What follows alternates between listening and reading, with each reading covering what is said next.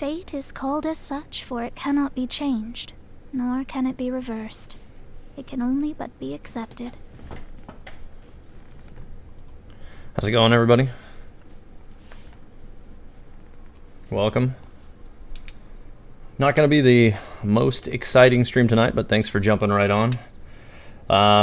So, if any of you were on the last stream that I was on, well, I said that pretty much my plan was as soon as I got my solar orb leveled up to 70, I would start doing some testing with it to make a determination whether or not the Eye of Perception or the Solar Pearl and kind of an accompanying artifact build around that would be better for Mona.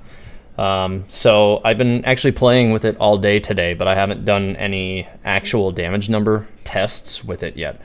But what I have done is kind of just built right now, a subjective impression of it, which is right now it seems like the Solar Orb Solar Pearl might actually be better. But that's subjective. Now I'm going to actually see with the numbers whether or not it actually will yield better numbers in the long run. So what I've got going on right now is I made a couple changes. I started with obviously leveling up the Solar Orb, which added a lot of crit. So in my old build with the Eye of Perception, I had 33% critical, which you'll see when I go back into testing the Eye of Perception damage numbers with my current setup. But now with this setup, I have a lot more crit rate. I'm at 79.7%, and and I've done that through changing to the Solar Orb and also changing my my mask artifact to one built on crit rate. And some research was done during one of the previous, I want to say it was during the final closed beta test. Somebody said that they had done a series of tests trying to see if there was a critical cap lower than 100. And a lot of those tests seemed to yield results that suggested that there was a cap around 80%. So right now, that's where I am. If I can get above that and do test numbers at 100, I will try to do that at some point in the future. But for now, the speculated crit cap was 80%, so that's what I'm testing at. So basically, what I'm going to be doing is I found a Ruins Guard that I'm just going to be attacking, recording numbers, resetting it, recording numbers, resetting it, taking an average of the results, and then doing it again with my other weapon. And then I'm going to swap my final artifact as well. And that artifact that I'll be swapping is this one here, which I'll be swapping back and forth with this one, which is attack focused. So basically it's just swapping a crit rate orientation for an attack orientation. The substats do bear some weight to some of this, so I'm not able to get an absolutely perfect test on this, but these substats aren't quite as high as some of the other ones I've seen. So they should have fairly minimal impact with the numbers and help me keep a relatively controlled test by comparison to some. How's it going, Adita? Welcome back. And Slake, hi, welcome. But yeah, so now that I've kind of explained what I'm doing, I will go ahead and get cracking on it. Welcome, Kezi. And cool, I'm glad you were looking forward to it. So now I'm just going to start doing these damage tests and just kind of see how it goes with this and recording. First, I'm just going to try just basic attacks and seeing if the attacks are pretty consistent at 80% critical. It seems like they probably will be from what I was messing with earlier today. But I'm going to just try first attack. That's definitely a crit, so what was that? It's 4 in a row, 5 in a row, 6. That one wasn't. That one wasn't either. 7. 8, yeah, so I got 8 out of 10, so that's pretty consistent with the 80% crit that I have right now, and the damage was 744 flat each time. So I can release this again so that I can reset him.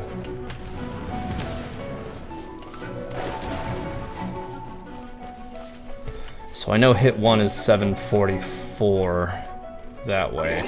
So Mona's her combo is, if I recall, it's a 5 hit combo, I think. No, it's 4. But through previous tests that I've done, I know that she can do a total of a maximum of 17 hits per 10 seconds. So a lot of my data for normals is going to be based on that 17 hits per 10 seconds for a DPS output at the end of this.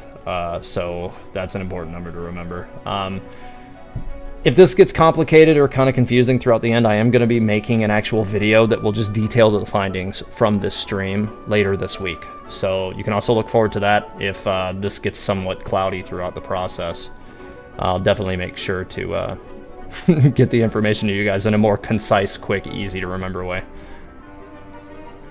Just want to say that your videos are the best. Everyone else is so subjective and have 100% conflicting opinions. I take a more objective approach, which is most useful. Thank you. I appreciate it. That's actually my whole goal for everything that I try to approach is my opinion doesn't matter. Like, that shouldn't really be a part of it. You know, whether I think a character is good or not is irrelevant. If the numbers support it, the math doesn't lie. So that's what I want to report to you guys. So I'm glad you appreciate it. Thank you. Alright, so 744 was the first hit, so I'm just gonna take a second here and write this down, because that's the only way to really go through with that. So 744 on first hit. So now I need to get some second hits and kind of see how that goes. Hopefully this did reset, but I'm not sure that he did. He did not. That's fine. 712 looks like second hit. Run crit 475. Yeah, 712 is second hit with a crit. Yeah, 712. Okay.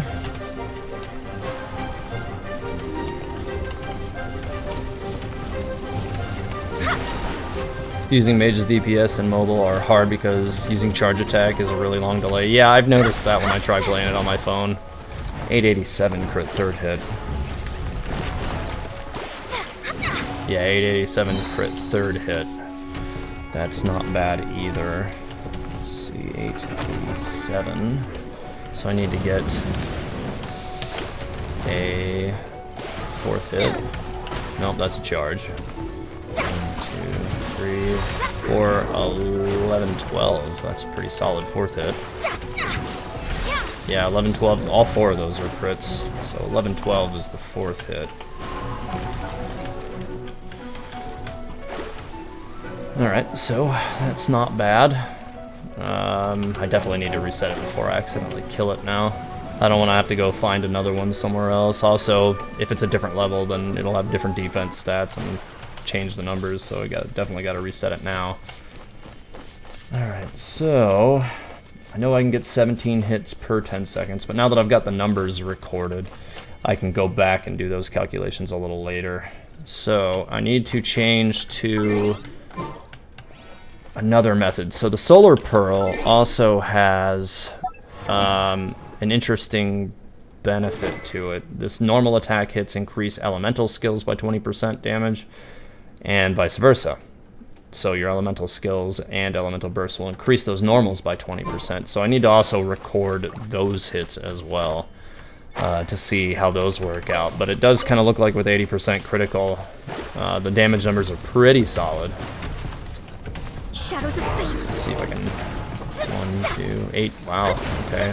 That definitely improves. I gotta try to separate which ones are which, though. That makes things... I'm gonna try throwing it away from him. I should still get the impact, whether or not he's close to me or close to the lure. There we go. 744. What? No, that looks like it does actually have to make contact. Okay. Well, that complicates things a little bit. I already put him at half. That was quick. That's a charge. 835. 835 first hit. That second hit keeps coming up. 799, so it's 835 and 799 for 1 and 2. Shadows of fate. Yeah, I'm gonna have to reset him again so that I don't kill him. There's gonna be a lot of me striking striking it and then running away from it to reset it so that I don't kill it. Because if I have to go to a different enemy, it'll just invalidate everything.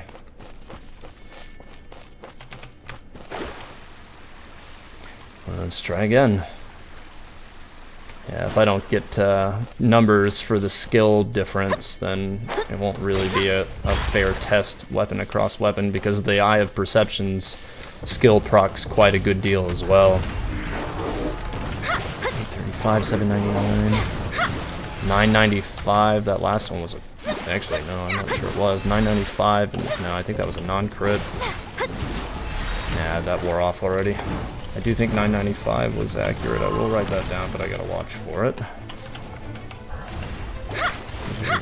995. Yeah, I keep getting a non-crit on the last hit. 2634 might be it, but I think that was the explosion on the E, on the actual mirror reflection of doom. 1, 2. Nah, well, that was not intentional, but better to do it when I'm not next to him. Otherwise, I would have just accidentally killed him. So that kind of works out. Oh, nope. Having trouble recording that fourth hit because I got to separate the numbers. It's a lot easier recording this in for, like, if I actually record it and then just slow it down in editing software. It does make it a good deal easier, which is actually how I isolate most of the data for the scale. This is a little different in a live format, but still worth doing. 1247. Yeah, 1247 is the last hit. 1247. Alright. Interesting. That's with the skill add-on. Now I need the non-crit numbers. That actually might be harder to get. 496 first hit.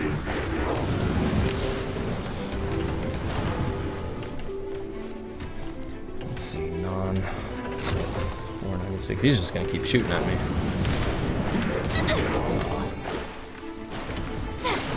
So 591 third hit, that was definitely non. 91. 475 for the second. So that's definitely a big difference between the crits and the non. Right now, Mona still has the base numbers for her critical damage. I haven't managed to get a whole lot going in regard to that right now.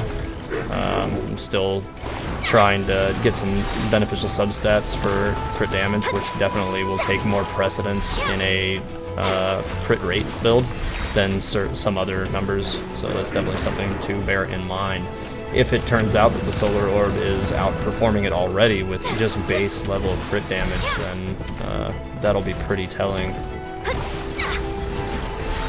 I keep critting that last hit. I'm gonna have to run away from him. No, Sean, I haven't done Eye of Perception numbers just yet. I'm starting with the Solar Pearl and then swapping afterwards. Right now I'm doing Solar Pearl with a crit rate mask artifact to put my crit rate at 80%. And then afterwards I'm going to swap, keeping that crit rate mask on to the Eye of Perception. And then I'm going to do Solar Pearl and Eye of Perception with a attack focused one as well. Because kind of the focus of this is to figure out which combination will be the best. Looks like 712 possibly, but I might be a copy over. Let's see. I keep critting that last hit. It's actually really hard not to with the crit rate this high.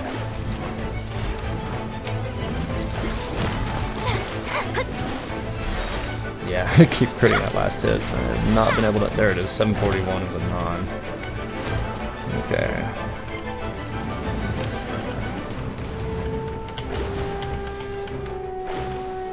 Okay, so now I can try and get the numbers for Eye of Perception with this same situation.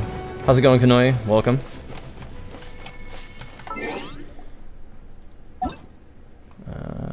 Let's go ahead and grab that. And I'll go ahead and swap to the eye. So with the Eye of Perception, another thing that's definitely worth noting, mine is 4th. There's 3rd ranked refinement already. So that will load the test a little bit in favor of the Eye of Perception. So that's another thing. There's going to be a level of difference between the Eye of Perception and the Solar Pearl here, where there's a certain level of tolerance that weighs the Eye of Perception a little heavier because I've got refinements on it and I don't have a base level one to do this test with. So and the blue stats that are on the skill, the dealing 300% and the 10 seconds, those are what change as you increase your refinement. So that's another one of those things that we have to, pay attention to. Alright, so going back over there to the enemy. Yeah, right now the build is definitely looking promising because it's almost harder for me to get non-crit. Well, it is much harder for me to get non-crits because my critical rate is 80% with the Solar Pearl. With this weapon, my crit rate is at, let's see, I didn't even look. Hang on. Definitely necessary to do that. Crit rate still 70, wait, what? No, I must not have actually swapped it. I did not. I got distracted. Okay, there we go. Crit rate, wait, did it not swap again? What is happening? Am I just, like, stupid and pushing? Yeah. Oh, it's because I'm in combat, that's why. I'm just, like, totally going airhead over here. Hang on. Didn't think the thing was actually paying attention to me, but I guess it was. Swapping.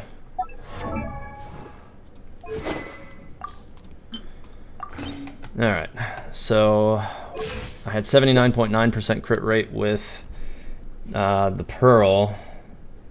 79.9.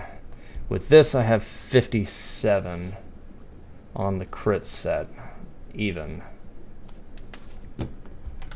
So I should crit a little better than half of the time. So we'll see. My attack numbers, actually, I need to make sure. So I've got 1421 attack with this. With the Pearl, I want to say it was around 1200. 1223, yeah. So that also bears some impact.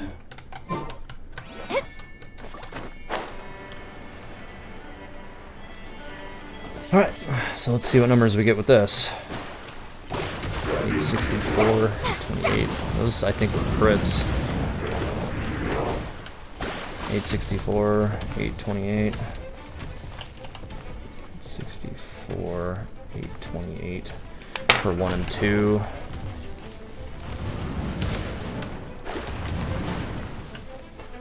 '64, 828, 1030, 1291. Is that 1030, 1291? Thing tries to shoot me while I'm writing. It's not fair. 1, 2, 3, 4. Those were definitely the non-crits, so it looks like 1291 is the critical value. 2, that's a charge. 2, 3, yeah, 1030, 1291. Okay, so those are all crits. Even at 60%, I'm still pretty much critting every hit almost. It's kind of interesting that he got himself stuck down there. It does make my job a little easier. 1, 2, 3, 4. Yeah, those are all crits. Well, the first set of numbers I got were all crits. So now I need to get the non-crit numbers. 552 second hit.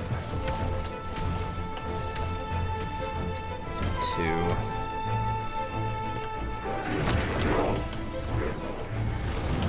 He's definitely making this a little bit easier for me. 64. Come on. The first hit keeps critting. 576. There we go. 576.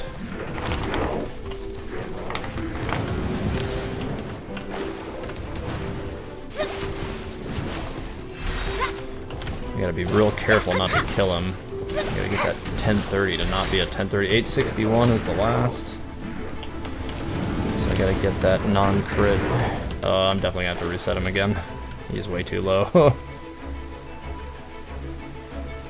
Apple, the solar pearl is the battle pass weapon. So when you reach level 30 in the battle pass, you will, if you're paying for the battle pass, you'll get the option to choose a weapon from the bounty, which is from this. And there's one weapon per weapon type from it. They're all focused on damage. So yeah, they're right here. And they're all focused on critical rather. And yeah, so right now kind of the idea of this is to test and see. It's interesting that the crit rate's slightly higher on the spear, but the idea is to test and see whether or not the crit rate weapons from the battle pass are inherently better than the other weapons that you can build from your rolls, for instance, in the 4-star category. Yeah, Genshin, yeah, definitely excited for new characters. Definitely excited for Zhongli, for sure. He's the one I'm definitely the most excited about.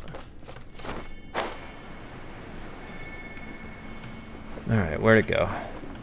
Did the thing just disappear? Did it fall off the cliff? What is it? I think I can hear it, but I don't... What did it do? Uh-oh. Pick the black sword for Jean to really see how it'll go. Tempted for the spear, but meh, yeah.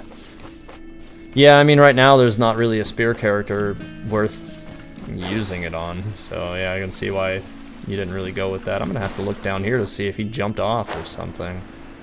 Yeah, here he is, right here. He's staring at the wall. I don't know what's happening with this. That's interesting. Did they make any news about new characters official? No, they haven't. Not that I know of. Alright, so at least he's interested in me again. So, I got all the... I need the second hit to be non-crit, or third hit? Third hit non-crit. 687 is non-crit for the third hit. 687. Okay, well, now I've got non-crits for those and crits for those. And I don't think I actually triggered the Eye of Perception's bonus skill one time during any of those, which is kind of unusual. Let me double check what the rate is. So it's supposed to trigger off on a 50% chance. I don't think I've seen it trigger once. It's really unusual. I wonder why. Leviantine, I think just a subjective approach to it. Like, I've been using the Solar Pearl all day just to kind of, you know, get an initial opinion, and it seemed like it might be better, but right now, until I kind of finish crunching these numbers, I can't say definitively for sure. I think it's close. I don't think it's, you know, super black and white like this one's way better, but I do think it's close. Okay, I finally triggered it there. 1003. So that's a 1003 damage on that. So now I just need to leash it again. I'm surprised he hasn't leashed back to his... No, okay. Hopefully he'll just leash back to his actual normal position this time instead of staying down there. Super awkward that he's done this. Alright. Now I need to make another change. Let's see. I need to swap my artifact now. We'll stay with the Eye of Perception. And the artifact swap is going to swap to this attack-based one as opposed to the crit rate one that I've been using. So that's going to lend... This is actually the build that I've been using for all the other streams, and really the build that I've been using and recommending for Mona for weeks now. So that puts me at 1584 attack. My crit rate is very modest, only 33.8% in this configuration. So we'll see.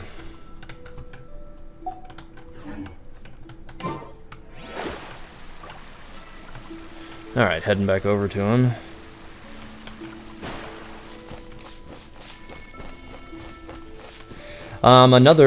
I do expect at some point in the near-ish future, I'm going to also do some tests with the Royal Grimoire compared to Solar Pearl. I suspect that that one will actually win the day. I think it'll outperform both of these weapons. But that's speculation right now. But I do suspect that it will because it lands kind of in the middle. Oh, he did not go back to his spot. He is still sitting down here, probably staring at the wall. Yes, he is. Ah, why is he doing that? I'm gonna teleport away and try coming back and see what happens. I really don't like him sitting in that spot. It's just making testing kind of awkward and keeping me in a kind of a more narrow space than I want to be. You have a 5-star hydro damage goblet, but with terrible secondary stats. What secondary stats did you get? I feel like with it being a 5-star, it's probably still going to be worth it anyways, because you'll be able to level it up so high that it will kind of compensate for those bad substats until you can get a better one that doesn't have bad substats. So yeah, I mean, I feel like it probably would be worth it still. Alright, hopefully he's in the normal spot now. Nope, he's still gonna be down there by the wall. Great, this is just gonna make this more complicated than it needs to be. Bunch of defense. That's unfortunate. Yeah, I mean, I suspect it would still be worth it. You're definitely gonna enhance your damage by quite a bit. I already triggered that. It's 1118 for the Eye of Perception bonus. 635, 608. He always tries to do these attacks while I'm writing stuff. 635, 608. Alright. 635, 608. I need that third hit. 1136. I think that was a critical. Ooh, 935 on first hit was definitely a critical. 935, 913. Both of those are criticals. 935, 913.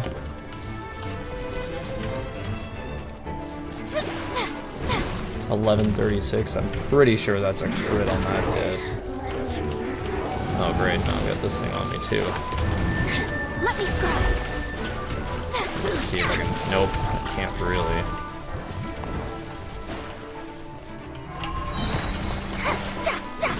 $7.57. There we go.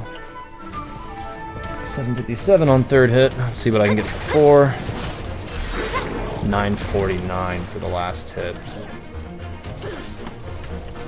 Interesting. So the non-crit numbers aren't bad. They're definitely not comparing to the crit numbers on the other one though. 1, 2, 3, 4. I need to. Come on. That thing's down there trying to get me now too. Could use Skyward Blade or the Flute for Kuching. I would use the Skyward Blade all day long for Kuching. She's a great DPS. If you have that weapon, I would use it. You're going to get higher potential attack out of that weapon because of the 5-star tier. It just naturally has that higher extra attack. The Flute's not a bad weapon, but I would use the Skyward Blade. If she is indeed your main defense or main DPS, I'm going to have to unleash this thing again. It's too close to dead now. I still got to get criticals on the third and fourth hit. And then I gotta do some tests with charge damage, skill damage, and elemental pokes, or elemental burst pokes. So the Eye of Perception seems to be falling kind of low right now comparatively, but we'll see. I've gotta run the numbers to an average, and then based on the actual crit rate versus the amount of hits that can be produced over 10 seconds. So that's kind of what's going to actually deliver the final numbers. But I got to get criticals on some of these. Nope, that wasn't a crit. That was 1136. Wait, no. Yeah, that was definitely a crit. Okay, 1136. So now I gotta get a crit on the last hit. 49's non.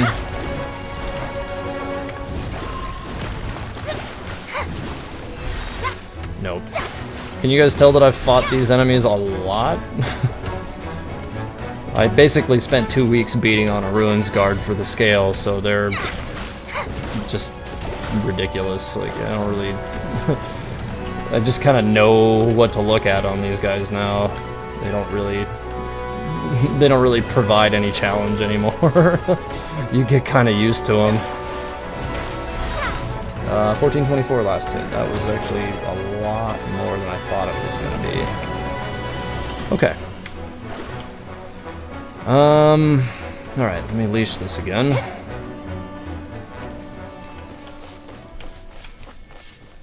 Alright, so I've got...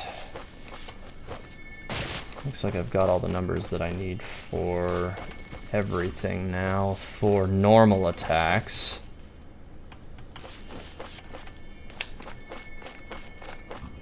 So, I mean, Flute's a good weapon, for sure. That AoE burst damage that it can do is definitely compelling. But, I mean, she doesn't have what I think is one of the best elemental bursts in the game. It's not bad. But, I think that it kind of depends on how often... Oh, good, it finally came back up here. It kind of depends on how often the flute actually ends up triggering that. I need to look at the stats on the flute, actually, now that I'm thinking about it. I'll just go to a sword user so I can... Right here. That... Yeah, okay. 150%, well, mine's on rank 3. Gaining 5 harmonics triggers the power of music and deals 150% attack damage to surrounding enemies, lasts up to 30 seconds. Maximum of 1 gained every 5 seconds. Yeah, Kuching does attack really fast as well. I do think you're going to get a much higher potential base damage out of the Skyward Blade. But that bonus might really work out for her with the flute. So you could do some tests and kind of see how it works out. I don't honestly think you'd do bad either way, although I do think that the Skyward Blade is kind of more of a support-focused sword. I really do. Alright, so I need to get some charge shots now with this. I need a crit and a non. 3797, that was big. I suspect that was a crit. Oh, I did not think he was going to come through over here. 3797. I need a non-crit. 2531. 2531. Okay.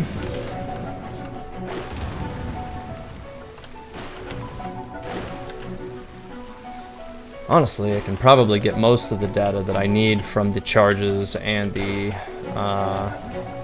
charges and the normals, because if they scale well enough through these, that it should carry over to the other skills. So now I need to swap back to the crit rate one. Although, really, I already know that the other one's going to do less damage. There's not a doubt that the other one will do less damage because the attack will be lower, but the crit rate will be higher. So that's kind of a given, but I do still need to see what the number is going to be.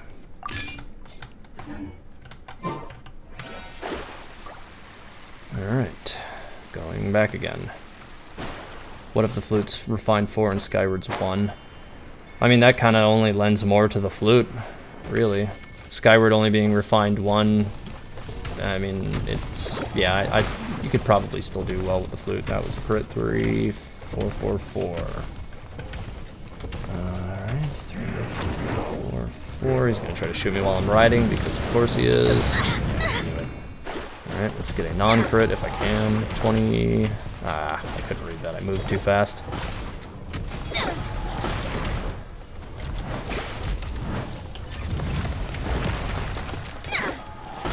2296. 296. Up. Ow. I swear by my sword. Okay. So, let's leash him again, because now I need to go back to the Solar Pearl. And test the two with that. Yeah, I would say try the flute and see how substantial it ends up being. Honestly, I don't think you'll do badly either way. With the Skyward Sword, I definitely do kind of feel like it's more of a not Skyward Sword. The Skyward is it? I don't know. Skyward Blade. Yeah, that makes more sense because Skyward Sword is a Zelda game, and they probably would want to distance themselves from that. So the crit rate does increase. Yeah, it says by 5% gain Sky Piercing Might upon Elemental Burst, which gives you a nice buff. So it's definitely more of a support focus thing. So like for me, keeping it on Jean, it really works nicely because it ensures that her Elemental Burst comes up a lot more frequently, which is really, really useful. A lot of the times it's charged well in advance of me ever needing another heal, which is really good. And then, yeah, it also results in a buff immediately after doing it, which is really nice because you can kind of use it strategically because you're not going to usually blow Jean's ult unless you need it or unless you want the buff from the weapon. Whereas with the flute, you're going to be triggering that constantly throughout battle, and the weapon's main stat is attack, so you might actually get higher overall base attack numbers from this to offset the fact that it's a 4-star compared to the 5-star with the Skyward Blade. Yeah, so yeah, I would try the flute with Kuching. You'll probably be fine doing that. You'll probably result in higher damage output numbers just based on the fact that the Skyward Blade is kind of a support weapon. Alright, so now I need to swap this back to Solar Pearl. And I should be on my critical set numbers. So let me make sure. Yep, back at 79.7 crit rate. Okay. So let's go back over there. Really glad he ended up back in his normal spot. Wonder in the future if they'll make it easier for us to get 5-star weapons, because damn does it seem like it takes forever to refine it to outclass the max refined 4 stars. I don't know if that's necessarily true, Tobe. I think that there are some 5-star weapons that just like the inherent benefit of their add-on skills, like for instance the Wolf's Gravestone is really, really good. Even at base refinement, mine is on refinement rank 2. But it even without a refinement, it was still really good. So there's definitely some 5-star weapons that are going to be good no matter what.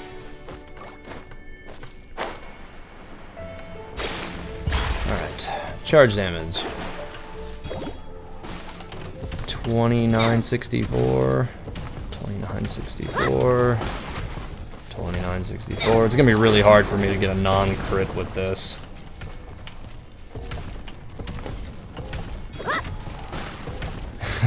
It's gonna be really hard to get a non-crit. This is ridiculous.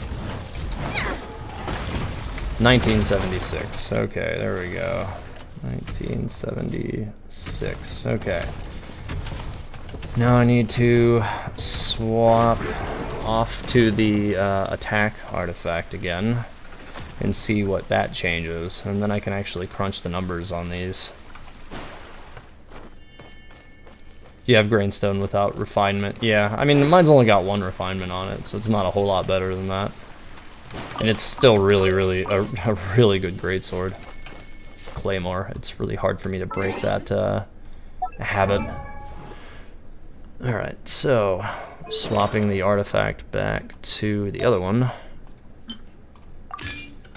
for attack focused, which lowers crit rate back down to, I forget now, stand by, 56.5%. So it's a pretty significant drop. It's actually lower than the It's actually lower than the Eye of Perception was with the crit set. Interesting. So Pearl and Eye. Just making sure to write this stuff down. Okay. So let's get into this one.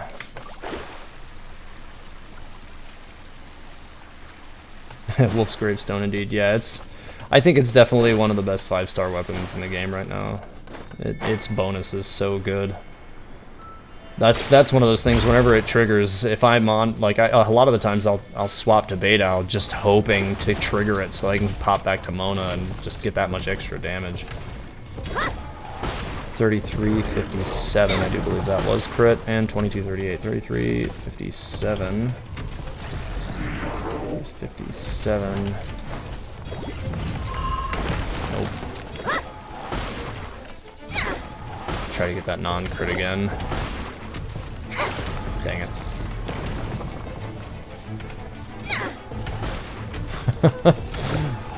Okay, there it is. 2238. 2238. Okay. So now I've got pretty much all the numbers that I need, so that I can actually just start averaging all this stuff out and get a more definitive answer as to which one produces more damage. So, oh hey, an area quest. Definitely gonna do that real quick. Let me, oh, this is just one of the ones where you give her something. Whenever there's a raid up for it, yeah, definitely. A raid up for the Wolf's Gravestone would definitely be worthwhile.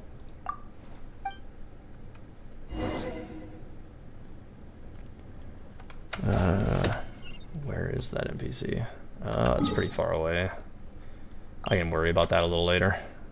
Alright, so now I'm kind of sliding into just like doing the math on this. So if you guys have questions, feel free to shoot them at me still.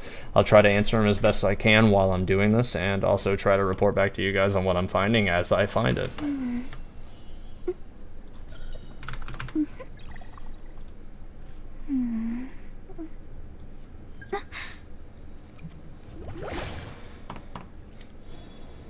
So like I said before, Mono, I found when I was doing testing for the scale, I was able to produce 17 hits per 10 seconds on Mona, which is way higher than anybody else. I think the closest to her was Klee, who produced 16 hits per 10 seconds. Everybody else kind of hovers between the 10 and 12 range. So Mona and Klee were definitely way higher than everybody else in the hits per 10 second. Over embellishing that, if you're using Animo Traveler just for swirl, what stats you should look for on Artifact? I would go for Elemental Mastery. Primarily, if you're using it just for swirl, then you want all of those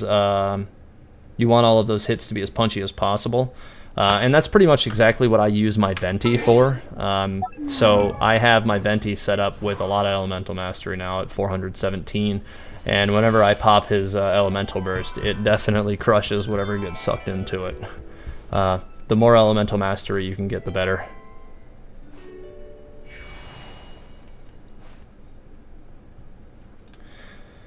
Alright, so, let's see.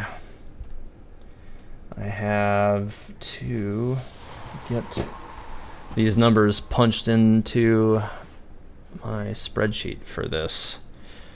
So, let's see. I have, for the base attacks on the Solar Pearl, with the critical set, I was getting 80% of those hits were criticals, so I gotta get the damage total on 17 hits per 10 seconds before I can find out what they actually came out to. So 744. This is gonna be the real exciting part, where I just like data crunch a bunch of numbers and report back to you guys on it. Not the most exciting part of the stream, I know. That's why if you guys have questions, like I said, keep shooting them at me. I'll keep trying to answer them as I'm going.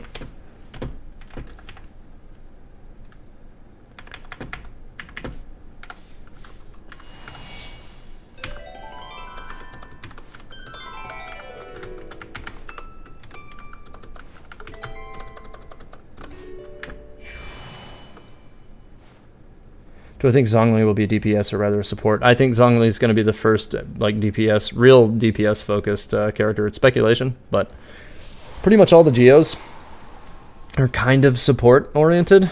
So I'm really hoping that he's going to be more attack oriented, because he seems like he's going to be really cool.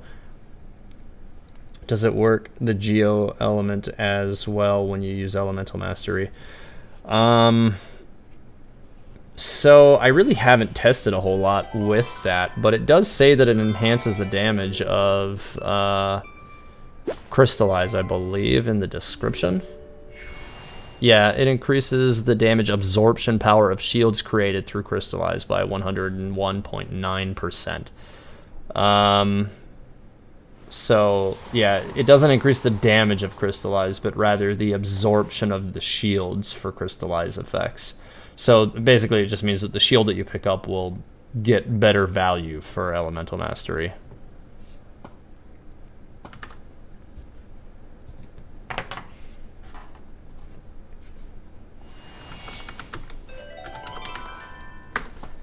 I have those backwards.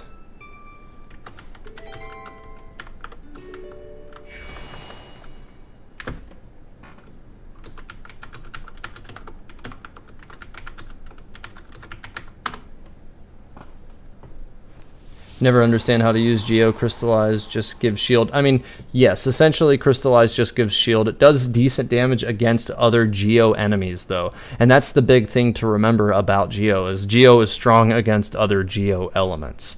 So, like the Metaturals that have the big Geo shields, or the Geo hypostasis, Geo characters are strong against those specific things.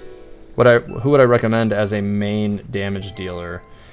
You would like to use one-handed, but if all are bad, other weapons are okay. Your best, the go-to, I think, in one-handed damage dealer is going to be Kuching.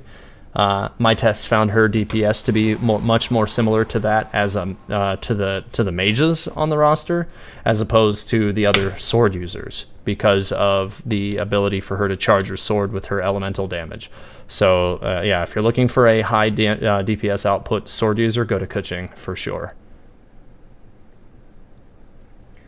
Let's see, the only element you're using is you're only using that element on your default character. Yeah, I mean, I don't really use Geo a whole lot right now at all, just because I can usually work my way around it with my current team comp, but there's definitely situations where Geo is going to be beneficial to you. Yes, the armor from Crystallize makes you invincible to the element that shield is protecting you from. So you won't be invincible from physical attacks, and you won't be invincible from other elements, but just the one that you've absorbed. So the annoying Geo Fatui Mage in the Abyss could be killed using Geo Traveler easy. Yes. The Geo Fatui Mage, yeah, you'll break his shield really fast using the Meteor. You could also use Noel and get it done really easily as well. Or Ningguang. All three of them would be much, much easier for killing that shield, but their damage is very similar to just hitting it with a Claymore in that regard. Ningguang, I think, would bust it the fastest, but yeah, Claymore also just works well against Geo in general.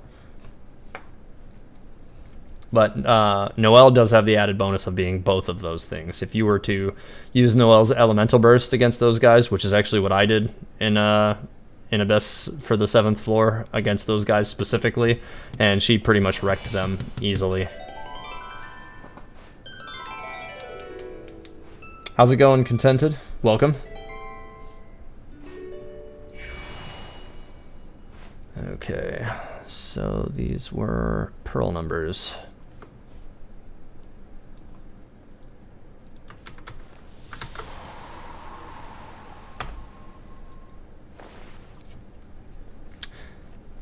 So, I kind of just need to... Right now, I'm just, to anybody who just got in here, I'm kind of crunching the numbers from the data tests that I completed for the Solar Pearl and the Eye of Perception, and I'm just kind of crunching these numbers right now to see which ones definitively deal better damage under which circumstances. I tried 4 different combinations, and right now I'm just trying to work those numbers out to a final data tally. And then after I've done this, sometime this week, I'm going to release a actual video that is outlining the complete findings of this as well. Noelle artifacts. If you can get a gladiator set with all defense, I would recommend it for Noelle. Because you're at that point, you're going to be maximizing her damage output and then also maximizing her her healing scale as well. Goro, yes, I did.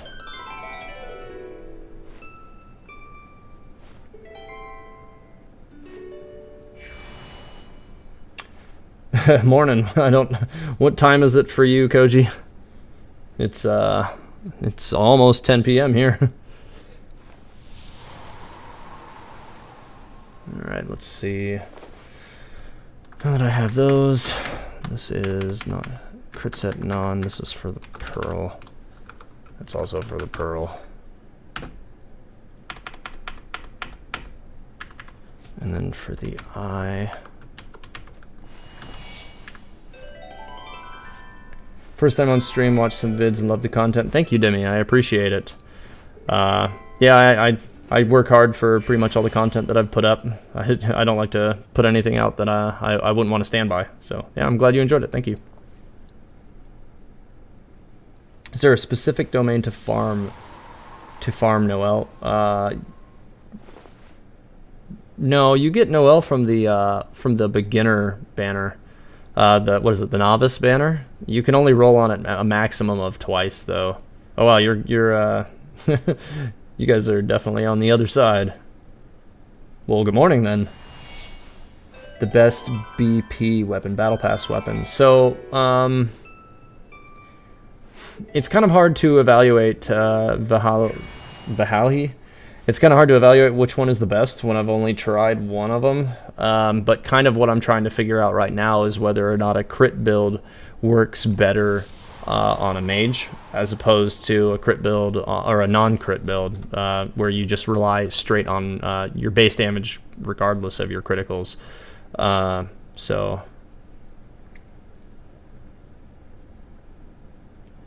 happy that you got your AR-35 today and got your Kuching to 70 and some really good Gladiator sets. Yeah, Gladiator does make a nice difference on Kuching. It's definitely, it's interesting though, because then she hits this weird zone where she does more damage with her normals without her Electro charge.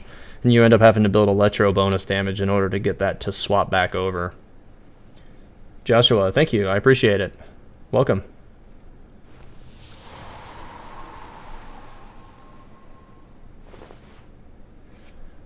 Alright. Crit set, and then crit set, non-crits. 496.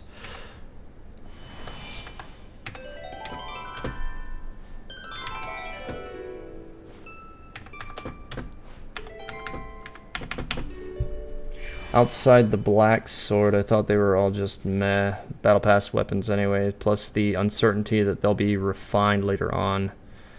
This would be kind of lame if they're the only weapons in the future. So I mean, I think that they could add more weapons to the battle pass, but like I don't think they would be getting rid of these. I suspect that they would keep these available so that you have the option to continue to build upon them and make them refined if you choose to. And I do think that that weapons like the Solar Pearl could be compelling to refine as well. And you can pretty much guarantee that they would be cutting out some potential revenue stream if they did swap them out, because they're going to know that people will want to refine them. Especially if they're building their DPS character around them, which is pretty much what I'm testing right now to see if it's going to be better to build your DPS character around an item like the Solar Pearl or not.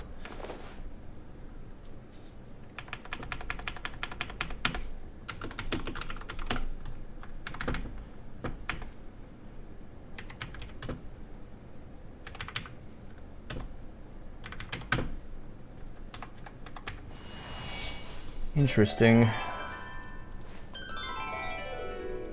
So some of the numbers that I'm kind of looking at and comparing here already are interesting when looking across the board.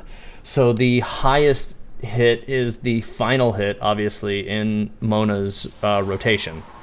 And what you end up seeing with that is overall pretty high DPS numbers. The highest last hit I got was 1424 damage, which was wearing attack set with the Eye of Perception. The second highest hit is still with the Eye of Perception, but using the critical set with 1291. And then it kind of steps down from there, using the attack bonus you get from the Solar Pearl, which means that you had to have thrown Mirror Reflection of Doom, or, you know, if you're using a different character, you would have to have thrown your elemental skill out first in order to get that benefit. It's 1247 damage. It's not a huge difference between Solar Pearl with a basic, with the Solar Pearl with a crit set, and the Eye of Perception with that bonus. But there's a big difference between the attack set on the Eye of Perception and the Solar Pearl. You're talking about 200 damage on that final hit, and then it looks like a good deal of damage in difference between totals, but I'm almost done tallying up all of that, so I will have that for you in a minute as well. Do I think specific weapon for characters will be good for the game? So you're going to want to pick the weapon for a specific character based on the role that you want them to fill. It's not necessarily this character is always going to be good with this weapon, or that character is always good with this weapon. It will definitely be based on what role you want them in. What do I think of Ningguang on a team? I think Ningguang is really good on a team. I think that she opens up some doors for you that you may not necessarily get to explore without a character like her. So, for instance, if you have Ningguang on your team, for most purposes, you do not need a Claymore for like world exploration, because she can do anything a Claymore character can do. She can break rock walls and rocks. So, she can break all of the rock shields and energy shields from the Geomages. So you can kind of drop the necessity of a Claymore if you don't really want to have one in your party. Or if Claymores are a weapon class that don't really speak to you, then you can drop them and pick up somebody else for that role. So yeah, she gives you some other doors to open. So right now it is kind of looking like the critical set is very worth, because there's not a big damage difference between the critical. So basically right now I can tell you, if you're building crit or a critical rate set with your final artifact. So for instance, if your final artifact is crit rate while using the Eye of Perception, you're only doing 40 more damage at maximum compared to the Solar Pearl. However, you're going to be critting 30% less frequently, which means that the Solar Pearl is definitely going to pull ahead big time.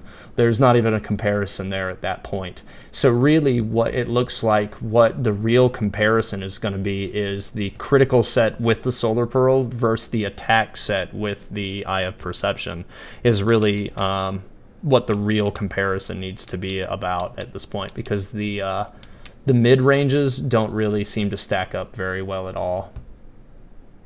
So if you're going attack, if you're using an attack, straight attack across the board with the Solar Pearl, you're just going to be doing less damage than you could be. So we'll see, because your crit's going to be less than you want it to be. To whereas if you go with critting all the time, and it was actually quite difficult for me at 80% crit rate to even get the numbers without a crit, because you're basically just critting on all of your hits.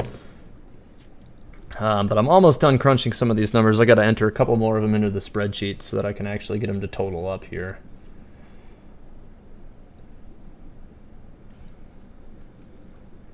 $635, 608, 757, 949.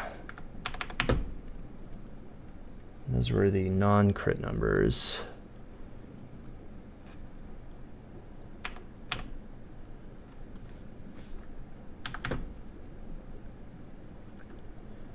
And then for the crit numbers, it's 935, 913, 1136, 1424.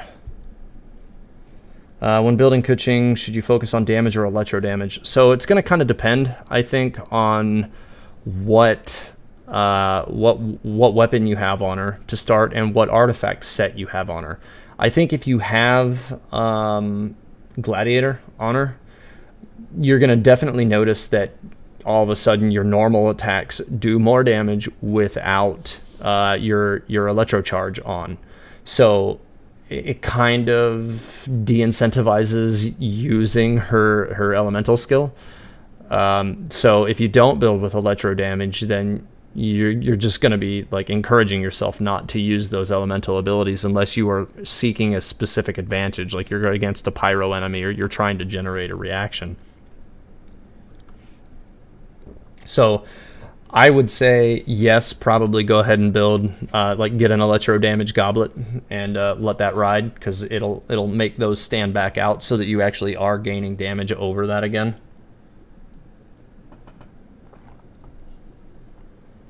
What do I think about Sucrose being DPS with C1? Should you use Elemental Mastery or crit rate and crit damage? So I really feel like Sucrose is more of a support character. I haven't tried to build her as a DPS character, so I don't really know much about what she would be possible as a frontline attacker. I do know from doing my scale comparisons on her, her attack numbers weren't terrible. So she actually may have some merit as a lead DPS, but I feel like you might be trying to force a square peg into a round hole doing it, whereas you would actually see better returns from her as a support role with all elemental mastery because of the benefit of her actual elemental skill and her elemental burst. So that's definitely something to be mindful of. Like, you might be able to extract good potential from the character that way, but you might actually just be nerfing the potential of something else on the character by doing it. And that's what I suspect would happen if you did that with her. It would be the same as like attempting to build Venti as a lead DPS, and at which point you're just going to make his ultimates do less damage than they should be doing. And then all of a sudden he's doing more damage with his regular attacks, which isn't really kind of the idea behind that character. I really feel like Sucrose is more of a control and AoE damage character, which means that you should be setting an element against them first for you to then swap to Sucrose, get that swirl damage, and benefit from it that way.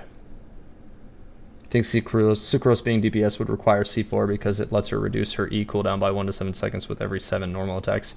That's true, it would definitely help her bring that back more frequently. I don't think she would be a bad lead DPS, I just think that there are better builds for her is all.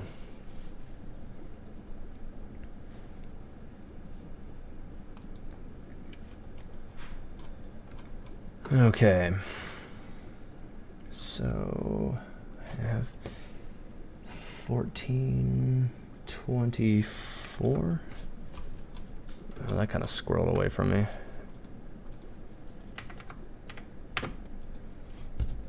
Yes, okay.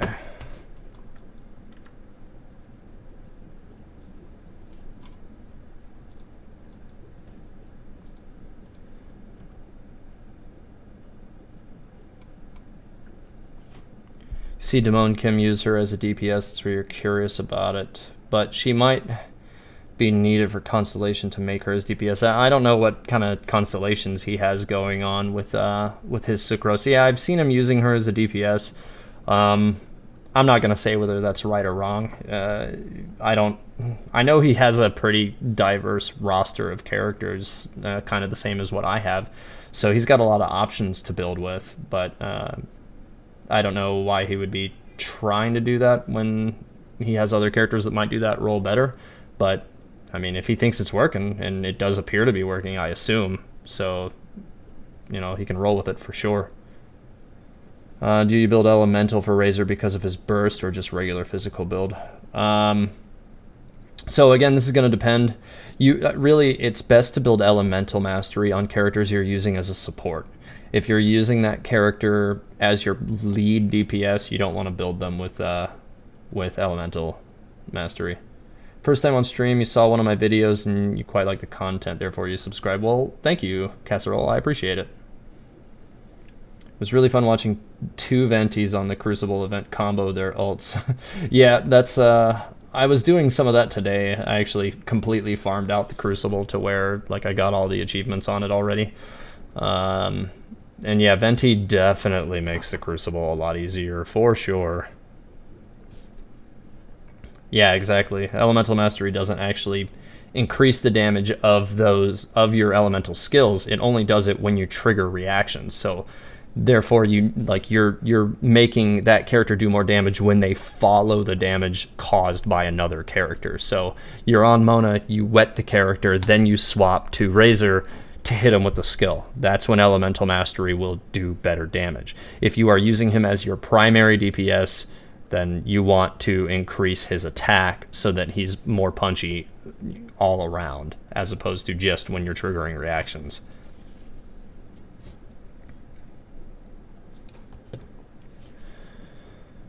Okay, let's see. So I need 17 hits on these.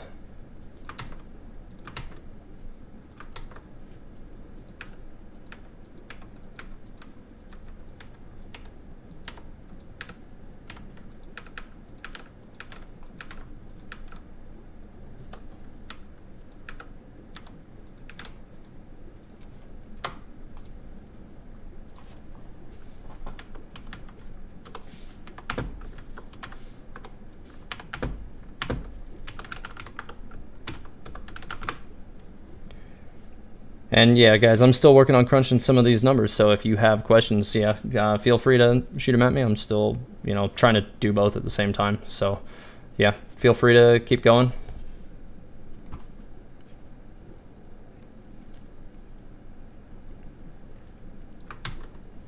Shouldn't be a big deal to do both.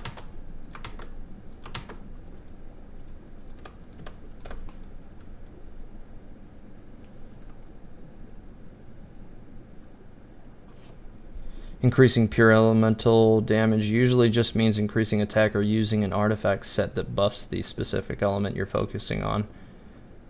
Yeah, usually that's exactly what it does. And there's, some compelling sets for doing that, but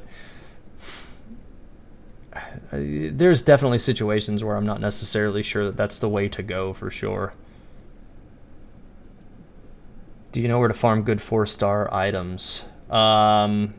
So a lot of the bosses, if you're world level 4, will start dropping 4-star items. I don't want to say frequently, but often enough. And that's where I got most of mine from. Just doing like the regular elite bosses, your Hypostasis, Oceanid, stuff like that. Torn between Xiangling with 3 constellation and Ningguang with how many constellations? You just wrote with constellation.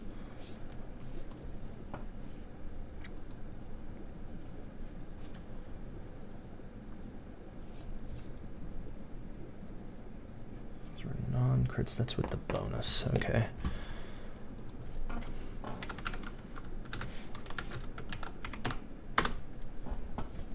Unrelated, but you sacrificed your history test and sign prod. I don't know if that was a good choice, but I appreciate it. Thank you.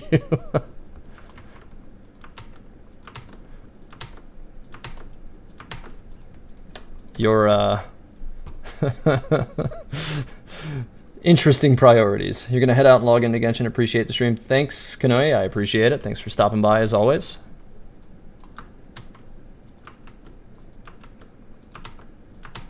And remember that the final findings for this video, I'm going to be posting an actual video for this week as well. That way you guys that didn't manage to get to the end, or if you just wanted to actually have access to the data when you want it, it will be there for you. And at the end of the day, really kind of what I'm trying to determine is not just whether or not the Solar Pearl is good for Mona, but for all mages, so that if you're kind of on the fence about getting the Solar Pearl, hopefully this will give you a definitive answer on that. You have classes right now. Yikes. Watching it while complete daily stuff in Genshin. Fair enough. Yeah, those priorities. Alright.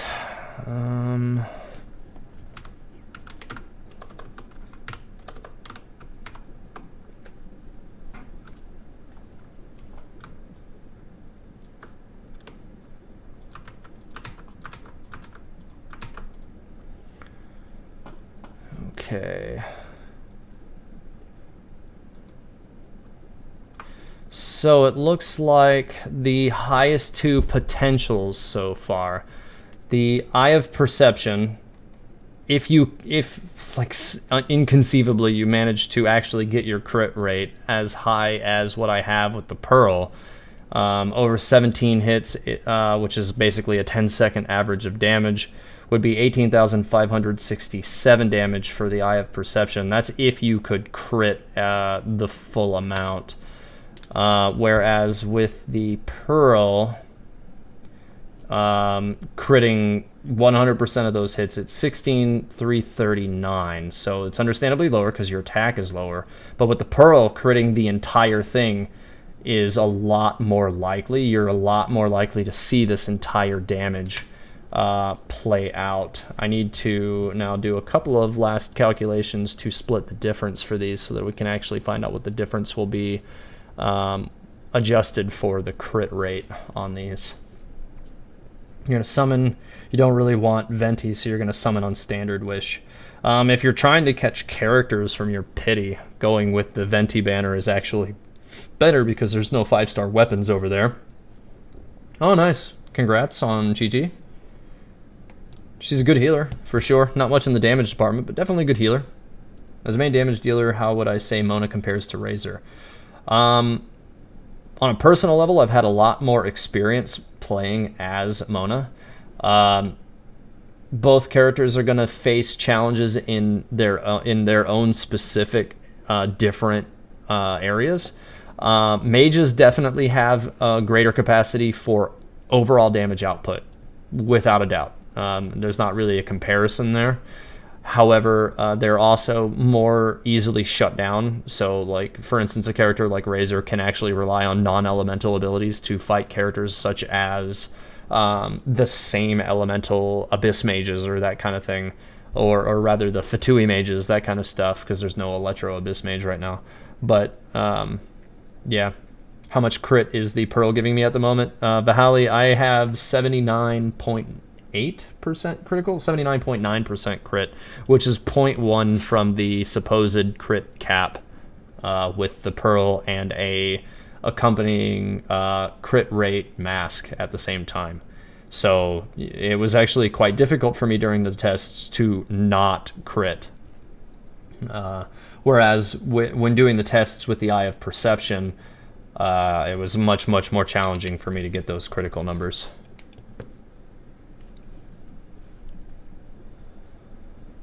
So let's see.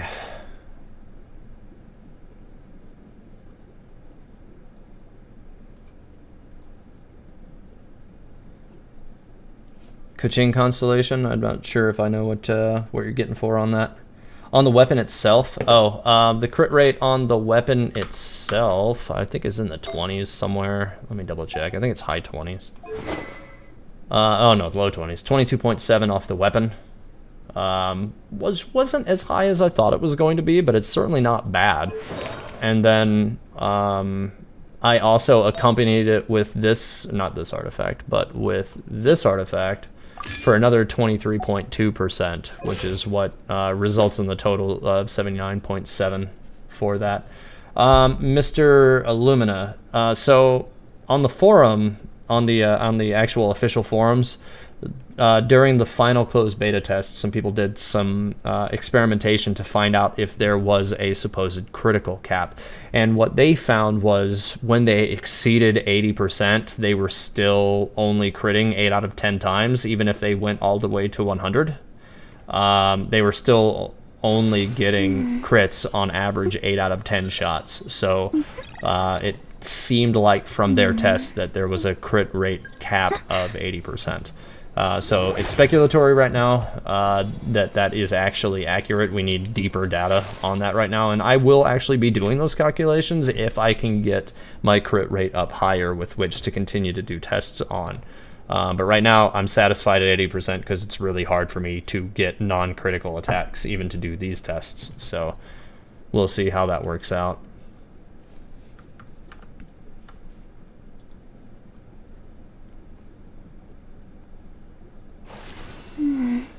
Just a few more minutes, guys, on some of these final numbers. I'm just trying to press through some of this final data through the spreadsheet that I just had to load up with what attack damages, or what the attack numbers that I just took, so that I can find out which one actually seems to work out better. But I'm going to say right now, it looks like that the crit set Pearl, Solar Pearl, is probably going to pull ahead, I think.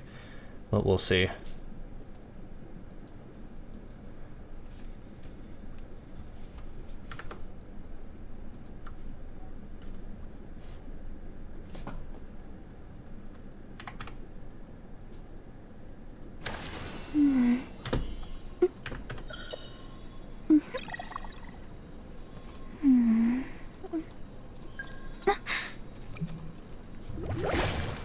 Best 4-star team. Interesting. So you're talking about like just the characters that you get for free, or amongst the entire 4-star roster? Any news for the next Archon story quest? Not at the moment. It looks like we're going to be getting some event story quests before we get the actual other story stuff. One of those event story quests is going to be for Mona, and then there's going to be some other event story quests that we're going to get. They did announce in the developer Q&A that we're going to be seeing like holiday events and stuff too. I don't know if we're going to see any kind of like a Halloween event or anything. Maybe. That would be cool.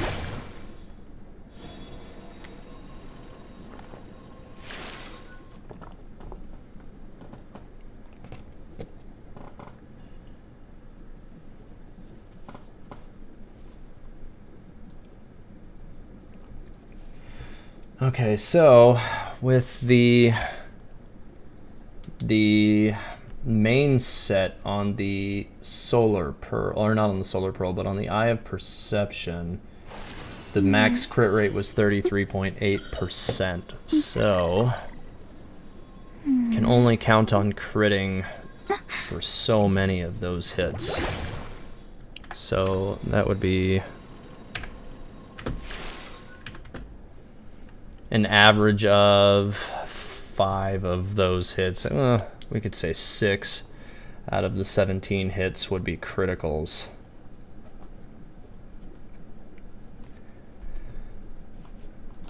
So, let's see.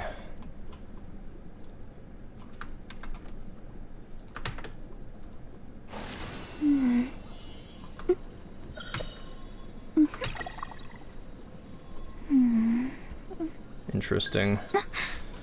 And then with the Pearl, 80% of the hits will be criticals.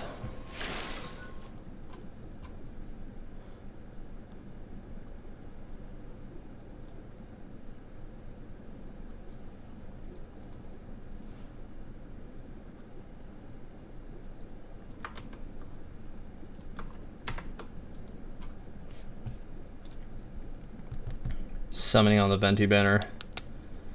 Mona story, wowie. Yeah, I'm really excited for seeing where the Mona story goes. Plus, I think it'll finally unlock the door in Mondstadt with the Hydro Seal on it, because I'm pretty sure that that's going to be related to Mona in her astrology lab.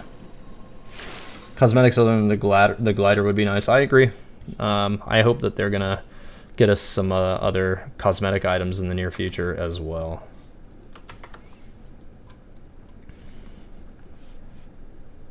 Still wishing from level 7 to level 30 and haven't gotten the pity 5. Yeah, I kind of had to brute force that, if you follow me. But yeah, I did hit pity a couple of times, and I didn't really have the greatest luck. The only character that I really got from pure luck was actually Mona, where I was just doing some free rolls because I earned enough to do it, and I had just short of enough to do 3 rolls. I did the 2 and didn't get anything, and I wasn't anywhere near pity, and decided to just, you know, go ahead and wallet dive to add like the smallest amount possible just to get one more 10 roll in, and I got Mona from that roll, which was really surprising. Yeah, the devs did say that they're going to do some costumes, yeah, quote unquote, to the game, and it will be skins. I expect that we'll be seeing those before too much longer. I really do. You got Venti from the Venti banner. Nice. Okay, so with that's going to be 0.8. So we're going to say 14 of those hits would be criticals for the Pearl.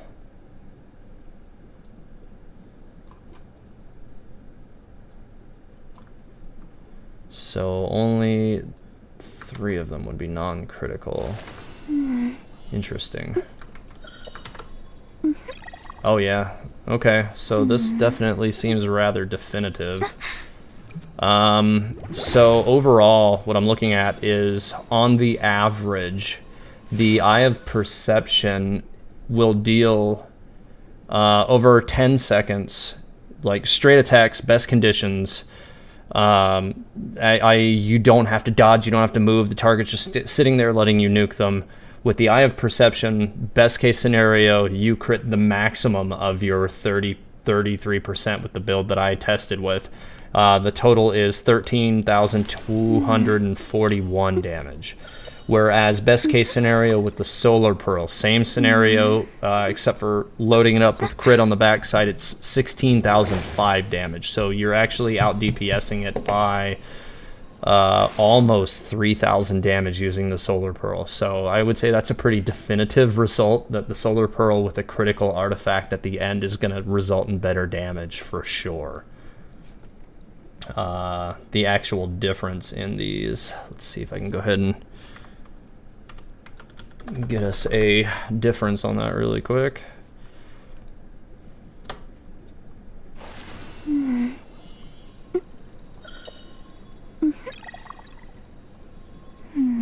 Yeah, it's a difference of 2,764 damage. So yeah, you're definitely going to get better damage returns from the Solar Pearl all day long. It's actually a pretty sizable difference, because you're going to be critting so much more frequently. Across 10 seconds, an extra 3,000 damage. That's actually like as if you generated an entire charged shot extra during that. It's actually around the damage of an extra charged shot in the middle of it. That's a pretty big difference. And that's only over 10 seconds. If you were to do that across like the amount of time that it takes to kill a boss or something, you're gonna definitely be cutting time down on the overall kill rate of that boss. Yeah, most definitely. Well, that was more definitive than I expected it would be. If you guys have any questions about it, feel free to ask. I'm going to hang out with the stream for another 30 minutes just to field questions about it. But yeah, it does. It seems like the Solar Pearl is definitely going to outdamage the Eye of Perception, even with that bonus damage, it looks like. Because the max situation for bonus damage on the Eye of Perception only adds 1,118 damage, and it only can do that on so frequently. Let me go back and double check exactly what the frequency of that is. It can only happen once every 10 seconds. So we're talking about within the same 10 seconds. So within the same 10 seconds, it does cut down the difference a little bit. So as opposed to it being a difference of 2,764, that difference slides back to only 1,646. But even with that, so this is keeping in mind, my Eye of Perception is rank 3, and the Solar Pearl at rank 1 is still out damaging it. So that'll tell you right there that even if the Solar Pearl were refined, it would be doing more damage, because that 20% is going to slide upwards. So yeah, the Solar Pearl is definitely going to outproduce the straight attack weapon. Now, It is definitely worth noting, and I'm definitely going to be doing future tests with this as well. I don't have it right now, obviously, otherwise I would have been doing the test on it tonight. I went to the wrong window. From the Paimon bargains in the Starglitter exchange, the Royal Grimoire, these weapons here, they are attack main stat, but add crit rate 8% to a max of 5 stacks, but it removes that crit when you produce the critical. So that's another 40% crit that you can get. So basically it's like you're going to be building stacks until you crit, which is really effective. I have tested this weapon on other characters, or not on other characters, but on other betas, and I did find it to produce really good damage numbers, because here you're able to maintain a higher number of attack whilst still extracting a good critical number. But the only way to get it right now is to get it with these Starglitter exchanges, and I'm missing it by 4. So probably sometime next week, hopefully, I should have enough to go ahead and pick that up and conduct a test of the Royal Grimoire against the Solar Pearl. So you guys can definitely expect that as well. And we'll kind of go from there as to which one ends up being better in the long run. But I will be surprised if the Royal Grimoire is able, I don't even know if I'm saying that right, but I will be surprised if it's able to outproduce the Solar Pearl. I will, because you're still going to have lower crit rate overall. This is just enforcing that you have crits within, the max of 5 stats, are really helping you to get those. On the build that I have right now, or had with the attack set up before, I had 33.8%, so that would add another 40% on top, so that would be 73.8%, which is not a lot lower than the Solar Pearl, but that's building up to that crit rate. So it means, as opposed to struggling to get that crit, every subsequent hit will increase your likelihood of a crit the next time.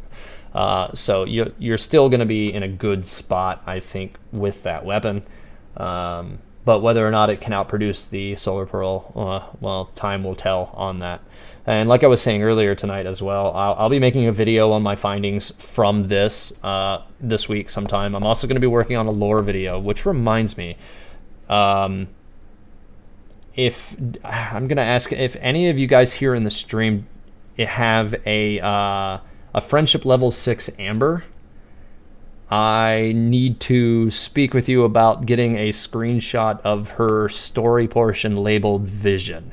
I need to see that because I haven't been able to get a hold of it anywhere else. So if you have a friendship level 6 Amber, let me know, because I need to see that story piece, because I am missing that from a lore background story that I'm working on for her, and I don't think that I should complete that video until I have that information. So that actually could be a bit of a snag on that one. I have a couple of other characters that I can work on because I do have their full story. So in a pinch, not a big deal. I can still work on some other lore content. But if anybody here does have that, let me know, because I would definitely be curious to see that portion of her story. You'll try to use Amber a lot. Yeah, I've been using pretty much, my main roster of characters to the fullest, and Gina's my highest. She's only just short of 5.5, but I haven't managed to get anybody to 6 yet. So from my main roster of characters, and that's when you unlock the bulk of your character's story is at 6. In previous tests, I did get quite a few characters: Mona, Kuching,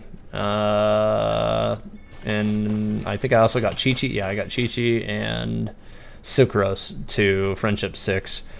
But I haven't gotten a lot of those other characters to 6. So when we've got these new story elements that they've released since those previous tests, so I really do want to get some of that information out. So until I get that vision information for Amber, I'm not going to be able to progress forward with that video, because I think I'll be leaving out something that's important for the development of that character, and to actually create a proper lore scene for that character. I'm not sure that I can do that with Leviathan. The Mona story will happen for sure. I'll definitely be doing that one. But not until after the event happens. Because right now with Mona, if you look under her profile for her story, the part 1 and part 4 require completion of a quest called Beyond This World's Stars, and that's one of the events that's coming out, I believe, next month. So until that is completed, which is going to be the part of the added story where the traveler is going to be interacting with Mona directly, we won't be able to see those portions of her story. So I wouldn't feel good about producing a story, a lore background history, missing 2 big chunks of her story. Do I have any build to make Amber work? Main DPS Amber, I think you would probably be... you'd be really trying to, again, like force a square peg into a round hole, trying to make Amber into a main DPS. I don't really think that that's where the character thrives. I think Amber thrives more in the support utility role, going with Elemental Mastery. A lot of people just use her to light torches, and I don't think that that's necessarily the best use for the character, even though I am very guilty of it now myself. But until I got Venti, she was on my main team. She was in my roster daily until I got Venti.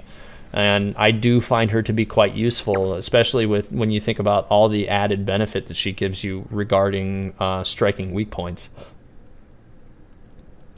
Do I know what free-to-play weapon could be good for a DPS Mona? So by free-to-play weapon, do you mean like weapons that you can get from, like 4-star weapons that you can get from the banners, or like 3-star weapons, or crafted weapons, that kind of thing?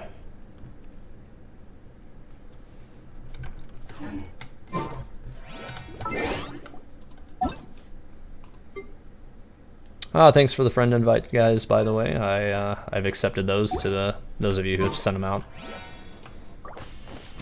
I'm only going to be able to do that for so long because the friends list isn't too big. But I'm definitely accepting those now because, you guys are here and you're part of the channel's earlier days, so yeah. And if you guys are, out running events or anything, or, doing crucibles or anything, if I'm around, I might be interested in doing those sometimes. You can use Animo MC to light torch too. Yeah, that's true. If it's near a fire, you can definitely do that. 3 and 4-star that can be crafted. So if you can get...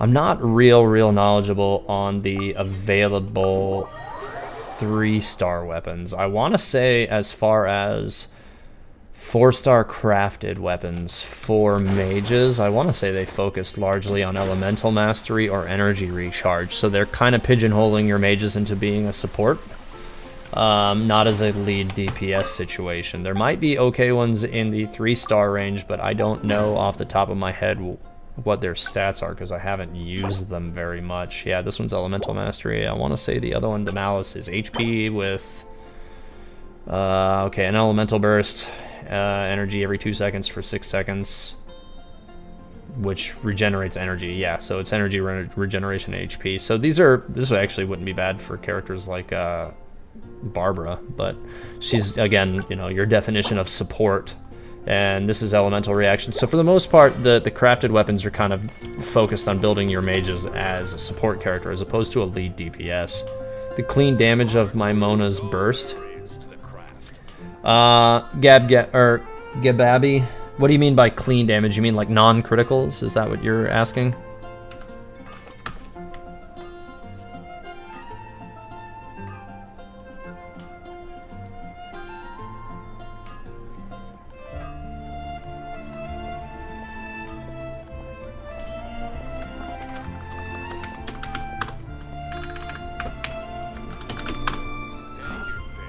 Yeah, there will be precisely foretelling one's written destiny, some pretty big differences depending on what the situation is regarding that specific question, because there's non-critical. So with the Solar Pearl, if you somehow did not crit at all for all 17 hits over 10 seconds, you would deal 9,708 damage. Compared to not critting at all with the Eye of Perception, with a straight attack build, you would do 12,431 damage. So if you're taking into account not critting at all, the Eye of Perception would lead the charge compared to the 2, but that's pretty unlikely with an 80% crit rate on the Solar Pearl. It was actually really hard for me to get non-criticals. I seemed to be critting at almost every hit. It was really hard for me to get those non-crits. Oh, I got a little resin to burn. I need to double check and see what boss I need to take out.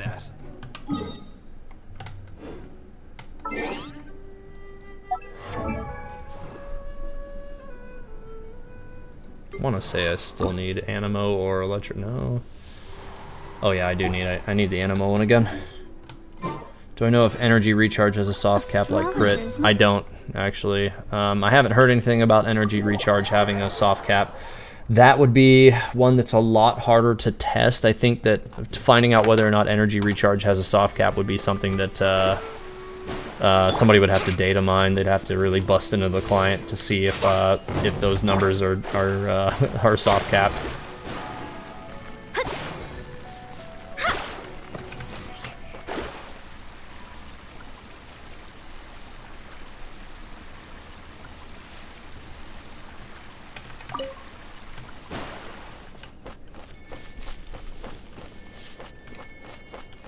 So right now my plan is to still kind of hang out for about another 25 minutes and just talk and answer questions. If you guys have questions about any of the past lore content that I've done or possible future stuff that I'm working on, or any of my other content or anything like that, or yeah, continuing to ask build questions, I'm more than happy to answer them.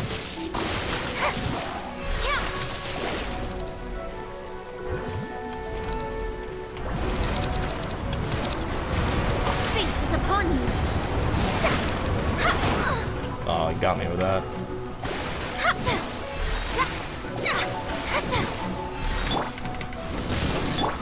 Oh, I got the skill to fire off, but didn't really get the benefit from it.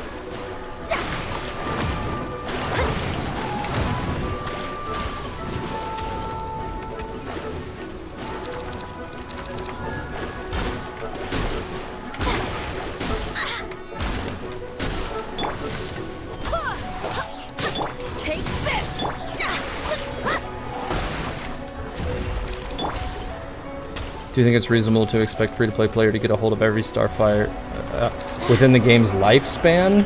Possibly. I mean, some of these gacha-type games make a tendency of occasionally giving out a free 5-star character, so if they're feeling generous, that could possibly be feasible. But I think that luck will still play a certain role in that for sure. I think that it's still going to be a hard road to travel to try to get them all in a free-to-play, and a purely free-to-play role. I swear by my sword.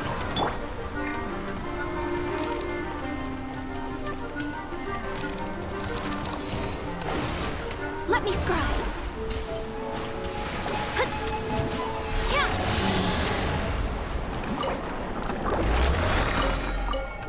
Oh hey, another Berserker's battle mask. Wonder if that one's gonna be any good. Let's find out.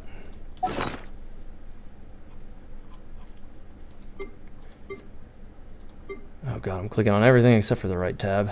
Okay, let's see. This one. It's HP. That's super useless.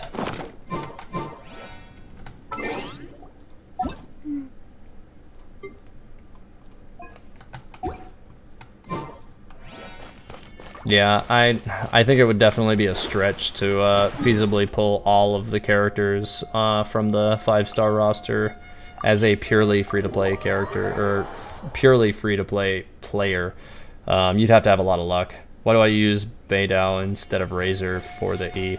I use it not for the E as much as for the ultimate. Razor's ultimate is really mostly good if you want to stay on Razor. I don't really want to stay on Razor, so Beidou's ultimate turns Mona kind of into a weed whacker. You pretty much just eat everything for breakfast when you put Beidou's ult on Mona. So it definitely has a much... She synergizes way better with Mona than Razor does. So that would be the reason for that. Welcome, Zarazane. Welcome back. You did unfortunately miss just about everything, but yeah, I'm still hanging out for about another 20 minutes to just kind of talk and answer questions. The final results on the Solar Pearl versus the Eye of Perception came out to be that the Eye of Perception is outperformed by the Solar Pearl. The Solar Pearl over 10 seconds DPS was outproducing it by 1,646 damage, so a reasonable amount of damage, for sure. Do I know exactly... Does one get a vision on Genshin Impact World? Like, is there a quest of martial arts who got one meditating on an island, but Diluc got his at 10 years old? The way I seem to understand it is that the visions just come to them. They're not necessarily like a quest that they have to go on. I believe that the visions are just they come to them at a time of like epiphany, kind of like the character has like a moment of clarity, and you know, they're kind of like magically awarded to them, is the way I understand it. But it seems like all the characters are getting them in a different way, so there may be some kind of standard there that results in it, but right now I'm not fully sure on it. But it's definitely something that I want to explore as future lore content, is like, how does the average citizen of Teyvat go about getting a vision? It seems to me like they pretty much just have to be dedicated to, you know, a specific goal, it seems like one of the major commonalities amongst the characters in the Genshin roster is that they're all very focused on one specific task, and you know, whatever that may be, they are given a vision that matches their specific need.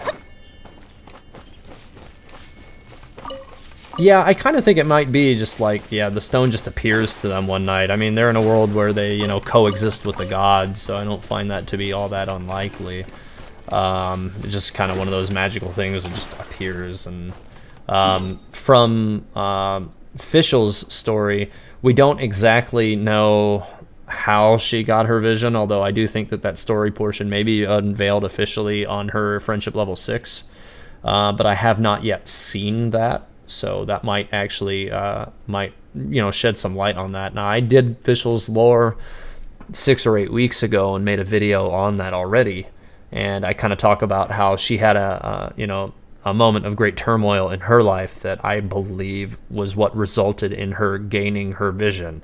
And her vision manifested itself in having a magical interaction with Oz. So, yeah, I think that they kind of manifest their abilities. Not only do they get the vision, but their abilities are actually able to be utilized in a way that seems to coordinate with their goals.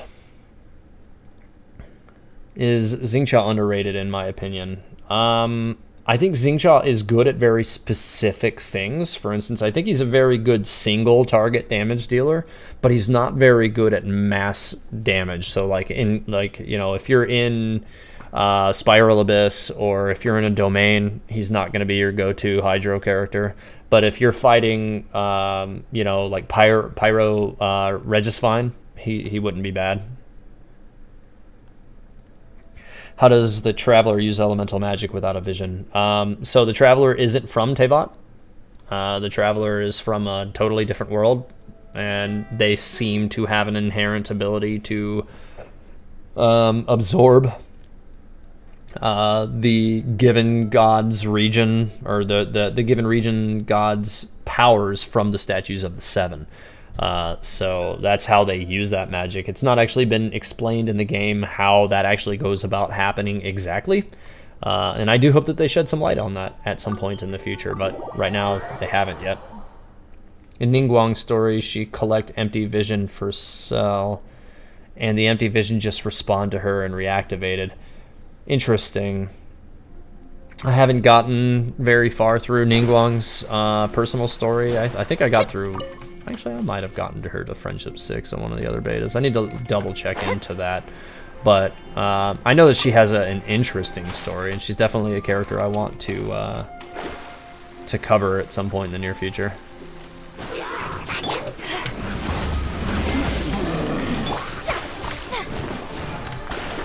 Written in the stars. Take this.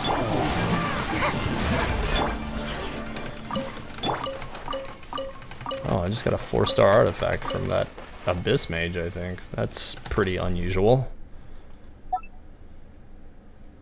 You got through part 6 on it, so was that like under her vision portion of the story, Nee?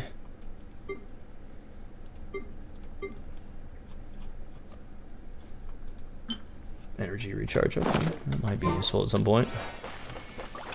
Not right this moment, but maybe in the future. 5-star Gladiator Hydro Damage Goblet. Substats only has attack and nothing else useful. Is it worth it to use over something else with better substats? So, Gababi, you might still be able to get better overall effectiveness out of that 5-star Gladiator Hydro Damage Cup because of the fact that the main stat can enhance 4 additional levels. What level? What have you plussed it out to, by the way? Endgame cares for me, Koji. They're the characters I'm using right now. These are the characters I intend to focus on for endgame until I get other characters that intrigue me more. But I can tell you, I don't think Mona or Jean will be going anywhere anytime soon, that's for sure.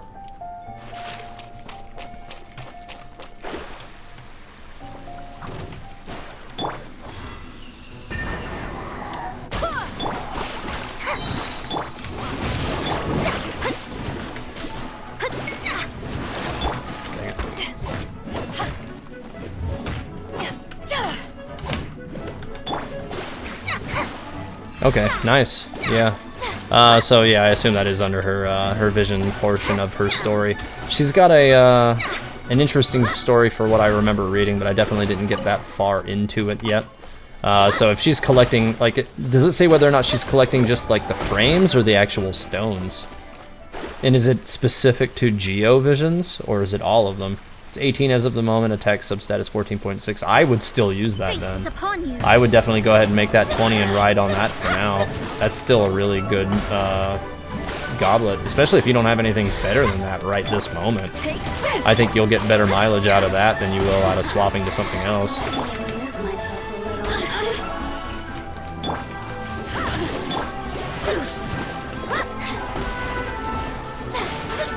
Have I tried out Kuching? Yes, I have played Kuching. I do not have her here, but I have played her in a previous beta.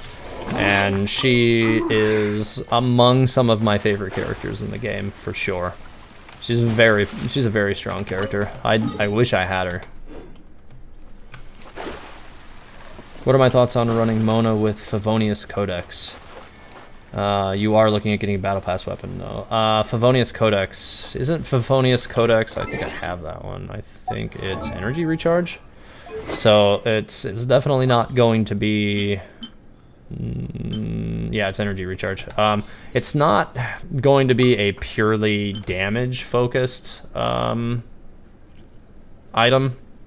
And its bonus is what crit hits have 90% chance to generate a small amount of elemental particles. So it's still leaning into building more ultimates for Mona, which isn't necessarily bad. So if you have that, you can probably make do with it in the meantime until you get the Solar Pearl, but then you'll definitely notice that you're going to take a major damage hike from swapping to the Solar Pearl. You might not build your ultimate quite as fast, but you're going to get better damage while you're building it, so I think it will definitely balance out. Resist and ballad guides. Resist and... wait. I'm not sure if I understand the question. What are they used for? I'm not sure I understand the question on that one, Koji.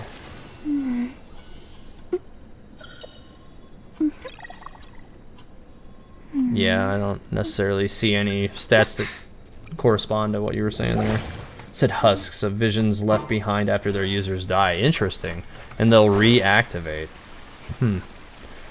So, one thing I am curious about in the general story of Genshin is finding out whether or not, like a vision user's vision will actually function if used by somebody else.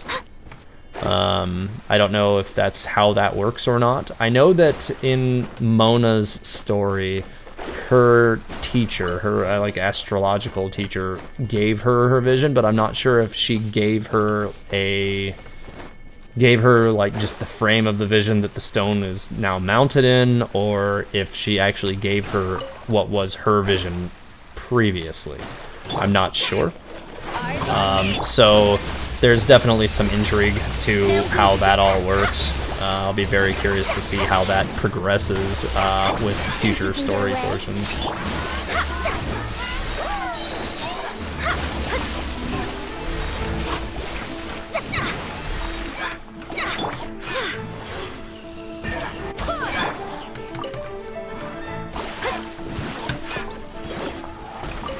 Main team coaching Xiangling, Fischl, and Venti. More worried for building Abyss team. So, for building an Abyss team, yeah, you don't really necessarily... Here's the thing is you can get through the Spiral Abyss building mostly the free characters if you put them on the right team and use them against the right enemies. You have a Max Barbara, Constellation, and one Constellation Bennett. So yeah, I also have a Max Constellation Barbara. She was definitely really helpful for getting through the Spiral Abyss if you happen to have an accidental death, because it just automatically resurrects.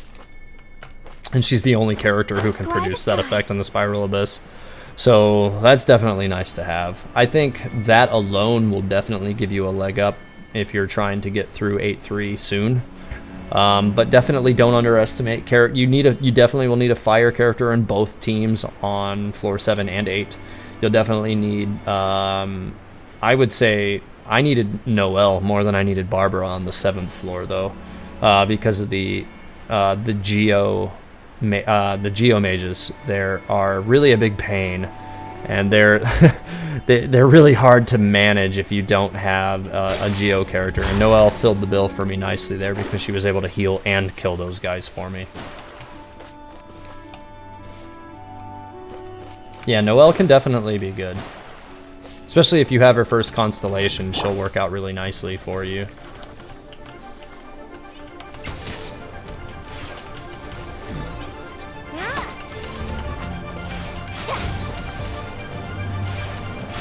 Wouldn't gliding be faster?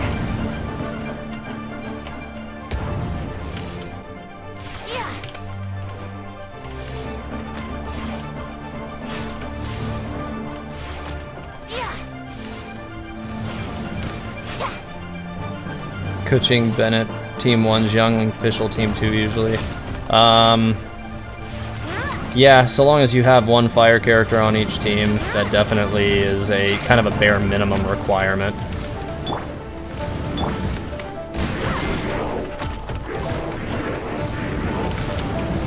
Ow. How rude!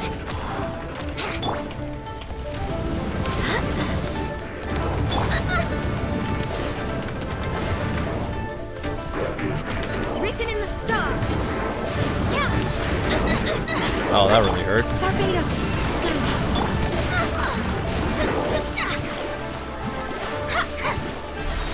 Time for takeoff. Shadows of fate.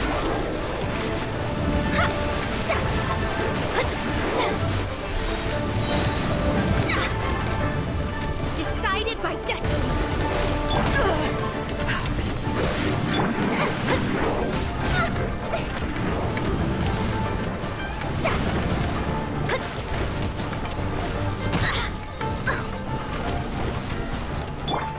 Wind, hear me.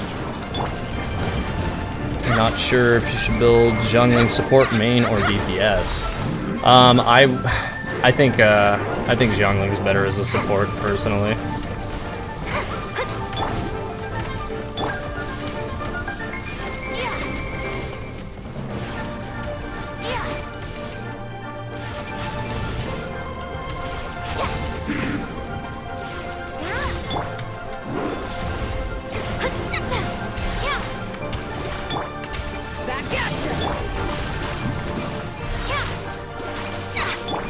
Currently running Chi-Chi, Xiangling, Fischl, and Mona. Who should you focus on? Your AR-31 and have them at 60.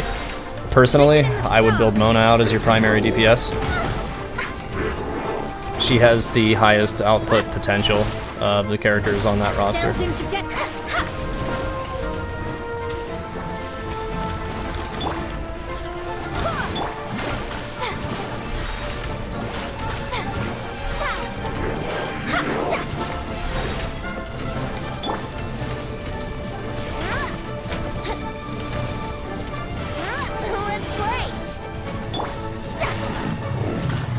Which weapon do I suggest for support Xiangling? That's your issue. You have Fervo Lance. So if you're going to be building Xiangling, there's two kind of schools of thought for her as a support character.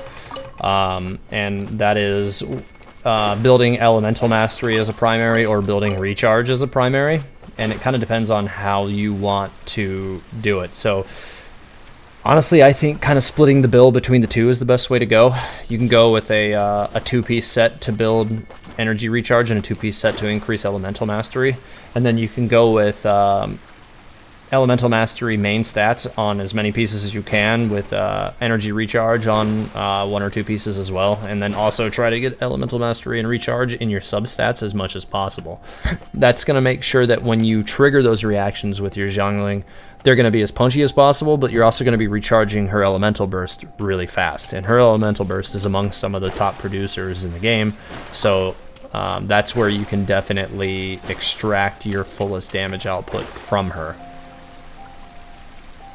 As far as weapon, I would say either Elemental Mastery weapon focused or Energy Recharge. Either of those would do really good. I think the Skyward Lance is Energy Recharge, I think. So if you could get the 5-star one, you'd be sitting pretty with her as a with a good weapon. Zefty, I finished the test with the Solar Pearl, and the Solar Pearl outdamaged the Solar Pearl with a proper build, and that is to say you're building you're building Mona with a full critical oriented setup. I have my Mona set up now with a 79.9% crit rate with the Solar Pearl equipped on her as well. And it has her producing 1,700 damage on average more over 10 seconds than the Eye of Perception.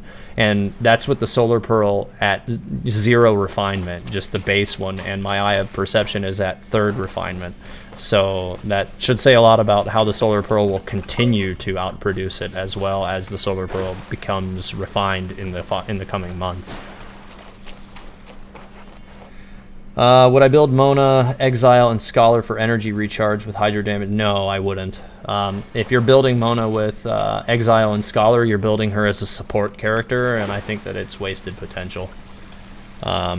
Just like the honest opinion from me is that it's wasted potential. I try to give you as much of a unbiased opinion as I can, as often as I can, and to me, my honest opinion on that comes from the numbers and the tests that I've done with her.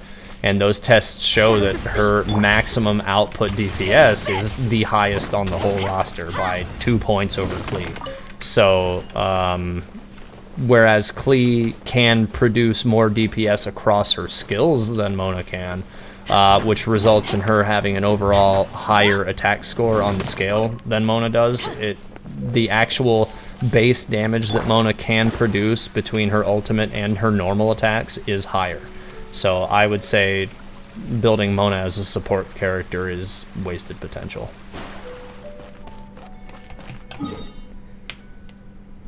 Hoping to pull Zhao when he comes out. You were lucky enough to pull a 5-star pole arm, but in the meantime, you also have to rely on Mona for damage, and that's if you even get Zhao. So, saying in the meantime you have to rely on Mona, I mean, okay, I get that you want Zhao. He's going to be really good. The general opinion of Zhao from CBT2, which was the last appearance that he made, was that he was very good. But if you have Mona as a primary DPS now, as long as you're building her right, you shouldn't be suffering or anything. You're definitely going to be making good damage numbers in the meantime.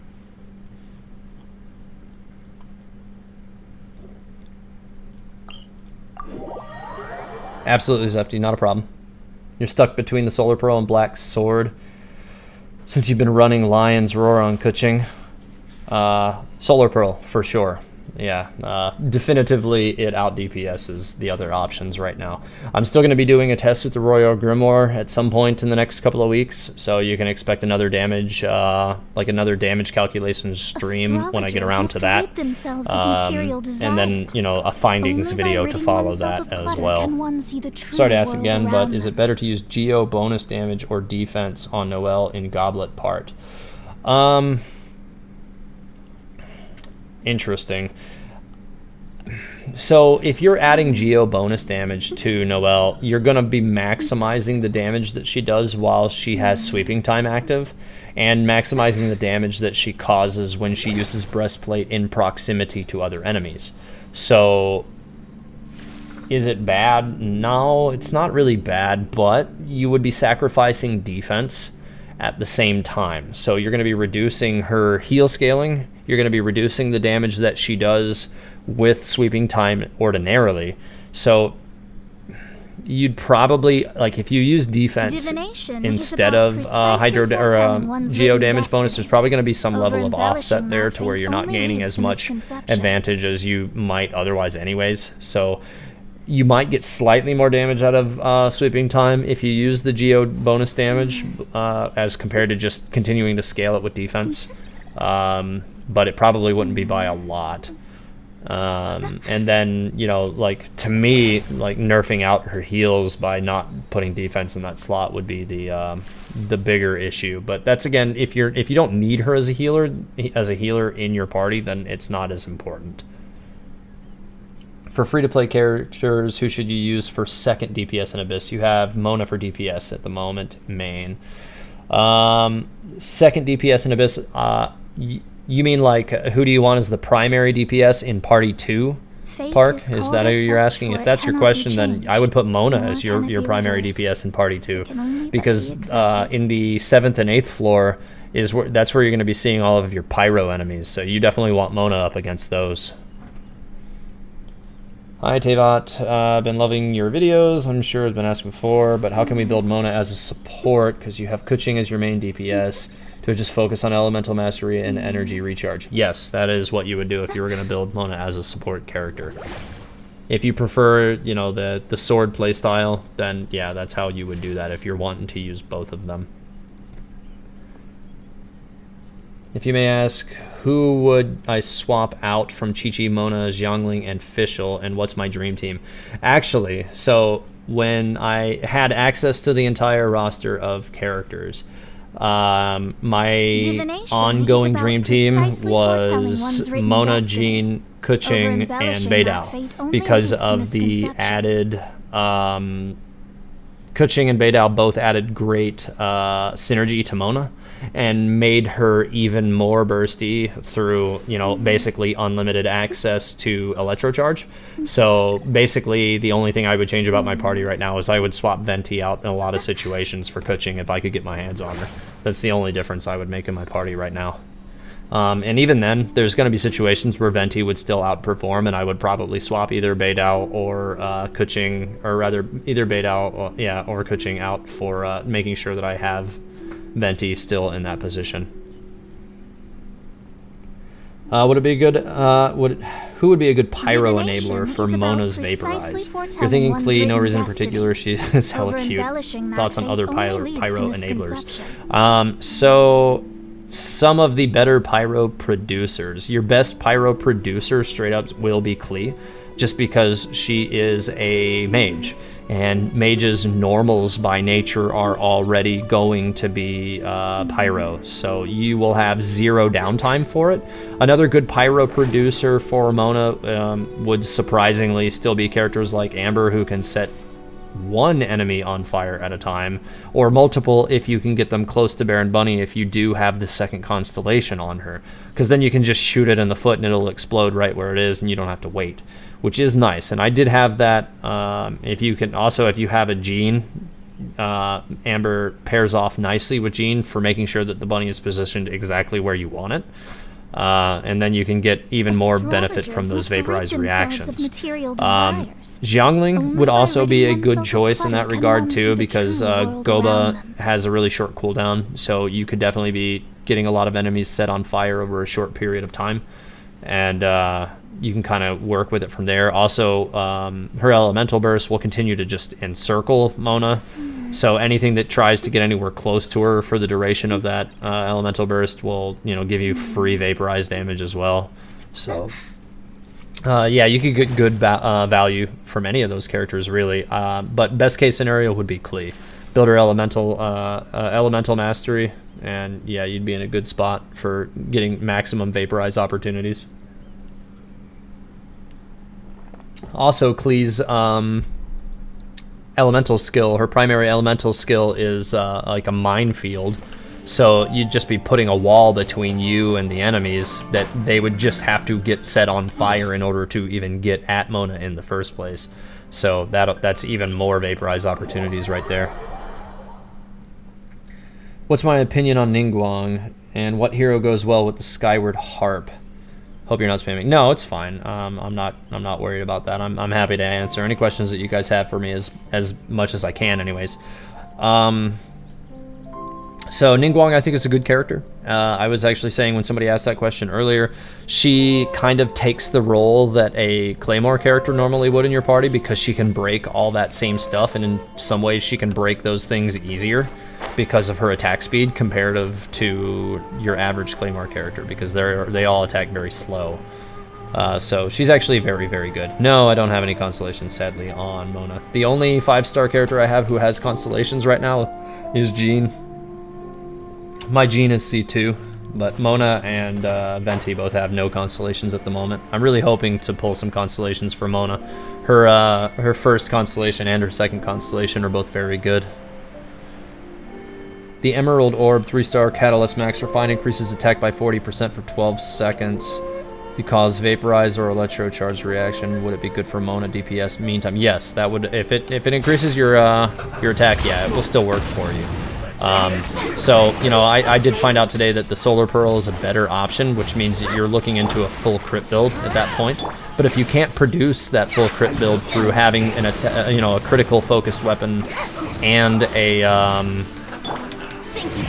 critical focused artifact set, then it doesn't really help you.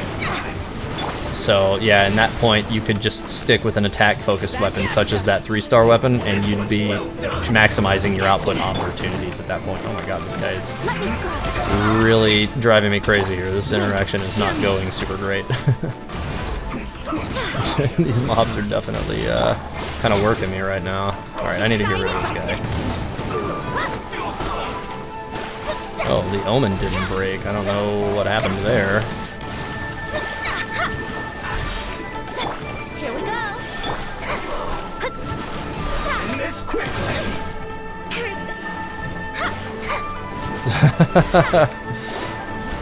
My apologies in advance then. What is Material Ascension for Solar Pearl? It's the ones that are today. So if you want to go and get them now, I can show you after I kill this enemy at some point in the future here. I don't really have I don't have a fire or a ice character right now to kill this thing fast, so all I can do is just kind of pluck at him because he got his shield up on me before I could do anything about it. Wait, hear me. This quickly. Shadows of fate. But yeah, if you're planning on getting the Solar Orb, you could get ahead of it and go farm it today for what remains of the day. It is oh, that's the wrong window. It's these, the Guyun fragments. So it's going to be the hidden palace of Lianshan Formula, north of Liyue. I had to wait until today to upgrade it. I actually got the Solar Pearl on Thursday of last week, but didn't realize that that Thursday was the day to upgrade it, and I missed my opportunity. careless.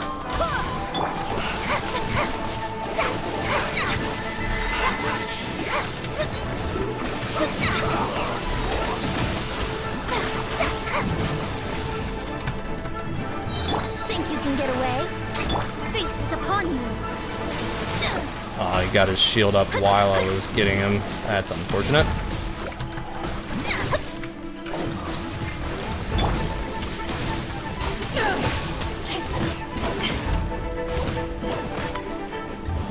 Not sure if you understood it right, but basically, Recon Klee is the hardest hitter, followed by Mona. Yes, yeah.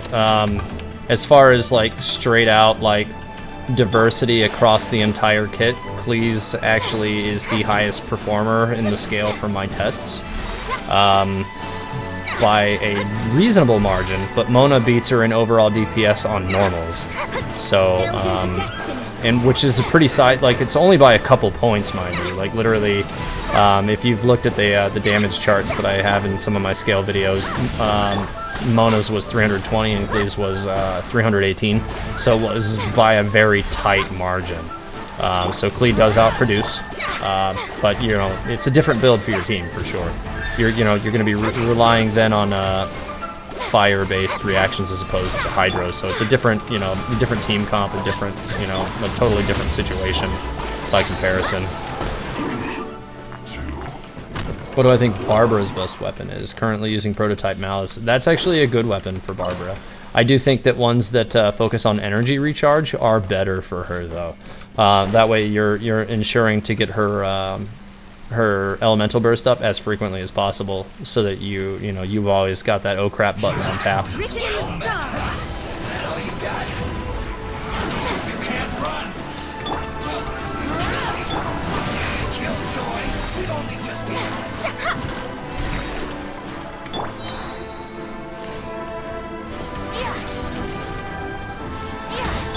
Delve into destiny. Time for takeoff.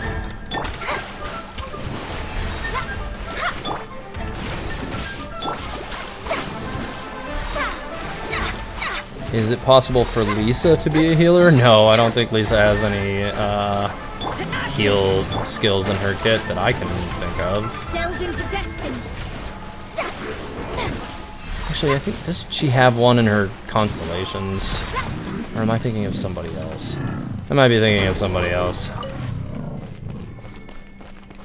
Yeah, Prototype Malice does increase her HP, so it does increase her maximum healing potential, which is good. But if you don't have her ultimate up when you need it, it kind of ends up being moot. So you kind of have to be careful about that.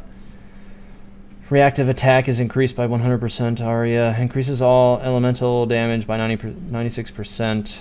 Interlude elemental mastery is increased by 480. This is Winsith's passive, Refine 5. Occurs for 10 seconds, 30 Divination seconds. is about precisely foretelling one's written Elemental destiny. mastery increased by Over-embellishing that 480. fate That's a only pretty leads to misconception. substantial amount of elemental mastery, that's for sure. Attack is increased by 20%. Arya increases. That's a really interesting weapon. I think that weapon would still be intended for a character who plays the support role, though, because it's boosting your elemental damage, your elemental mastery. So that is, I'm sorry, but yeah, for Winsith, yeah, you're definitely going to be looking at using that for support characters for sure. I don't think I have any pieces that give off that bonus yet. No, because I haven't ran that dungeon. That's from, let me take a look at that one again. Fate is Wait, or is that from a... called as such, Is Winsith for it cannot be a weapon? changed, nor can it be reversed. I'm having a hard time keeping track of only all but these be different accepted. items.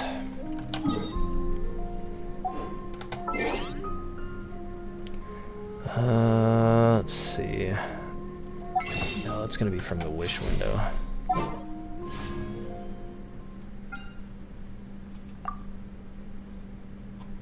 Yeah, it's this. Actually, I thought I had Divination that. is I about thought I already had that Precisely. that weapon. No, I don't. I thought I had it, but I guess I don't. Is that the crafted one? I don't know if I remember if that's a crafted weapon or not. It's definitely a support-oriented weapon, though.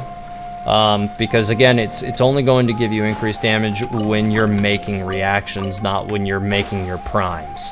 So, you want to definitely build your primary DPS different from your supports. Does pity carry over to the next event banner? No, it doesn't. Got a Hydro main stat for a Maiden piece for Barbara. Good or HP main stat better? HP main stat's going to be better. Just mainly because Barbara's not a damage dealer, and you're never going to really get great damage efficiency out of her, and trying to get good damage efficiency out of a Barbara is basically just making her strictly a worse version of Mona. So it'll kind of... You'll be kind of destined for disappointment trying to build Barbara to produce damage, unfortunately. Wind, hear me. It is a gacha weapon. Okay, yeah. I mean, it's definitely a solid support weapon. I don't really think there's anything wrong with that weapon, as long as you're using it on a character you're using to produce reactions with. And then outside of that, I wouldn't use it on a primary DPS.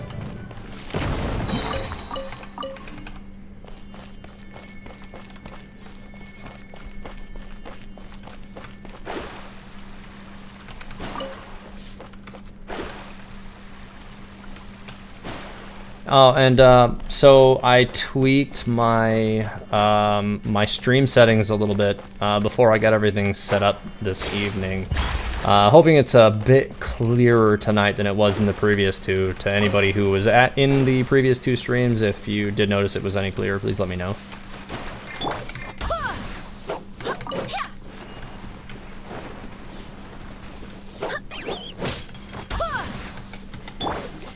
Would Kaya be a good support for Kuching? Yes. If you have Chongyun, I would recommend him because he actually fulfills that role better.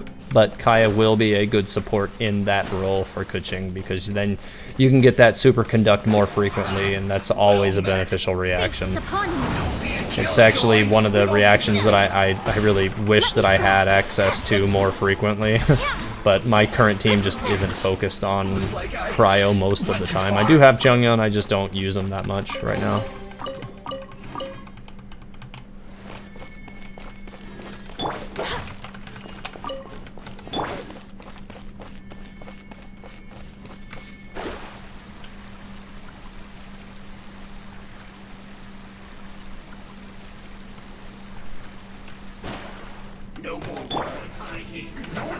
So I'm going to be cutting the stream off in about 10 minutes, so if you guys have any other questions, definitely get them in now.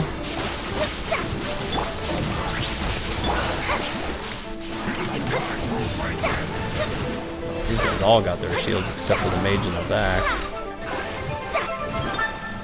I'm stuck on a campfire, that's super cool. To ashes! Barbados!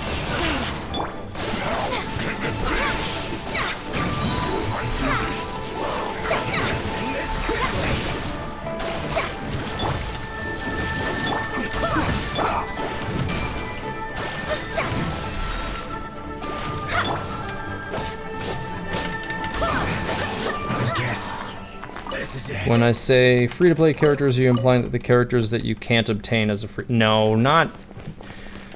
Most of the time, I think when people say free-to-play characters, they're talking about the 4-star characters, the characters that you're more probable of obtaining. How should you build Fischl? It depends on the role that you want Fischl to fulfill for you, Kirk. Are you trying to build Fischl as a primary, like your main DPS, or are you trying to use her as a support to fill in reaction damage for somebody else? Will I make a video on Zhongli possibly being Morax? Yes, I will most certainly be making a video covering that at some point in the future.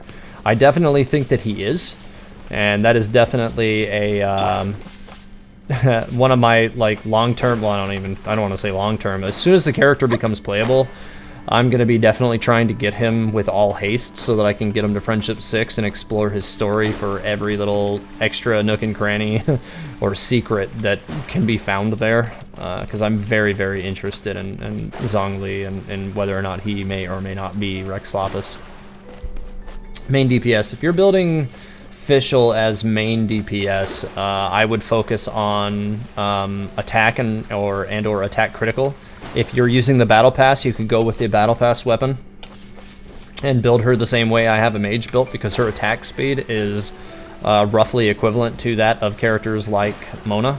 So you could go straight attack speed, or I'm sorry, not attack speed, but attack and critical with an electro damage bonus goblet, and kind of build her out as if she is a mage. How do you get friendship level up quickly? I don't really think there's a good way to get it quickly. Pretty much all you can do is just do you know, all of the things that burn your resin to get friendship experience right now. So I would say, I think ley lines actually would produce it the quickest. I think it's the most efficient way to get friendship levels, I think, was ley lines off the top of my head, but I'd have to do a little extra math on that. I don't think I can climb up that. Let's play. You used rust on her for bow. Is it a good long run? I don't really like rust very much. Mostly because, you know, okay, so you get that increased normal damage, but you lose damage on your charge shots. It just doesn't seem like a great trade-off to me. I feel like a crit rate bow is going to give you benefit on all of your hits instead of, you know, making you choose. So if you have other options, I would explore them. If you don't, then, you know, fine, use it for now. But as soon as you get another attack or crit rate focused bow, I would swap. Used all your Primo Gems in your main account. You have an account with Mona that has 14k, and you don't know if you should focus on Mona account so you can get future characters. I would. Sounds like you've already got a great lead DPS character on account that has a lot of Primo Gems to obtain other characters with. One last question for the day. Elemental Mastery is better for support DPS. Yes, it is. For instance, again, my Venti is built to be a support so that his Elemental Burst does a lot more damage, so I have him set up with Exile and Wanderer's Troop, so it's all, you know, it's Elemental Mastery and then Recharge to get his Elemental Burst up more frequently. And even though I split the two, I still ended up with 417 Elemental Mastery. So he's in a pretty good spot. So yeah, if you are trying to go for a support role, Elemental Mastery and Recharge are going to be the two stats that you want to focus on. I'll put you on my feet. Have a load of this. Flash Frost.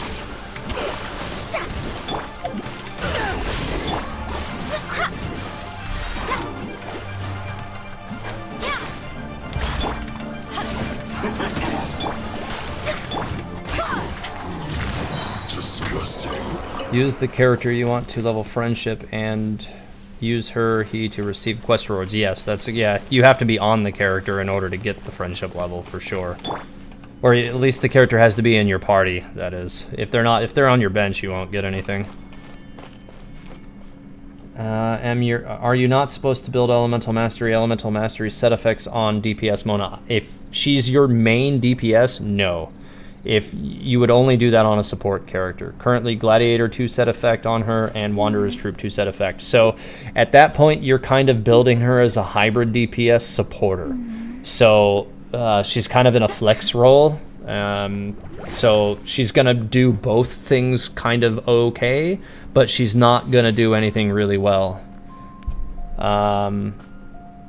That's the speed menu, where if you hold tab, you can just mouse to different options. So I just happened to accidentally touch it with my, it's on tab, so I just accidentally touched it.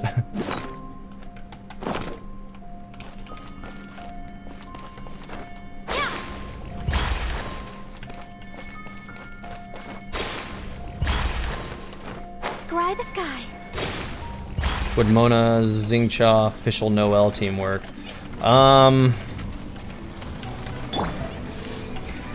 So you've got two Hydros in there. I guess really the Hydro Resonance is really only good for improving your healing. Xingqiu is not really a great healer. Noelle's a better healer, and I guess you'll get a little bit more mileage for the heals that you'll produce there. I don't think it's a bad team. I just don't know if you're necessarily... Like, you have Fischl, who is a really good character to pair with Mona. And you do have, you know, a great sword. So I think the team is good. If you were looking to replace anybody, though, I would try to replace Xingqiu. I don't really think he will add much to that group.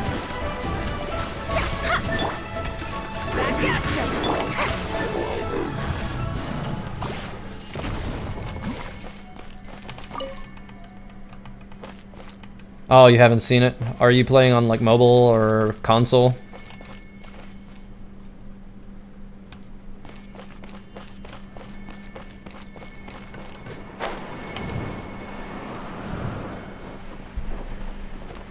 I'm trying to run Qiqi DPS currently. Do you think it could be viable? Your team right now is Qiqi, Kaya, Fischl, and Xiangling. Should you replace Xiangling for Beidou?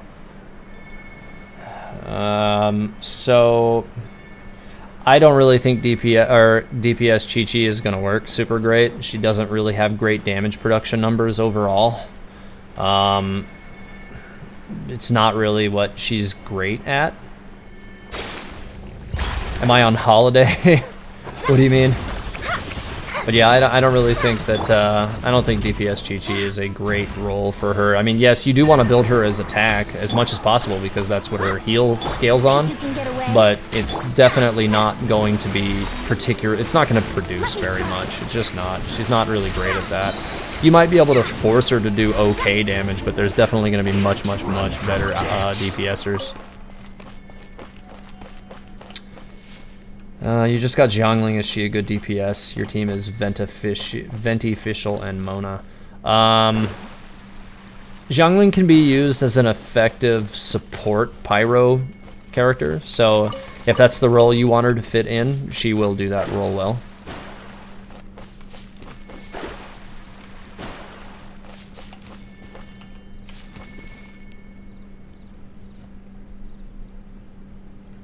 Oh yeah, today, Osek, I set up today's stream so that I could go ahead and explore the results of or go ahead and do the tests for the Solar Pearl versus the Eye of Perception.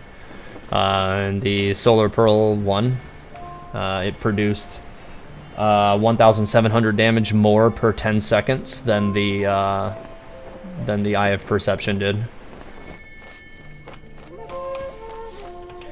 And I wanted to go ahead and get that information out to anybody who wanted to see it today, as soon as possible. And then I'm going to go ahead and make another video for those results sometime this week as well.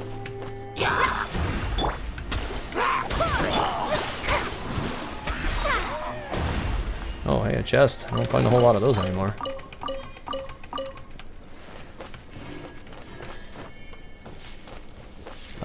You know, it's already asked about this team. Who should be main DPS? But this time I would like to ask your overall opinion on Qiqi, Xiangling, Fischl, and Mona. So Fischl, Mona, and Qiqi will all work together pretty nicely. The only downside to Qiqi is that her reaction period, like, you have to get the enemy really close to that little circle on her E in order to actually get benefit from it.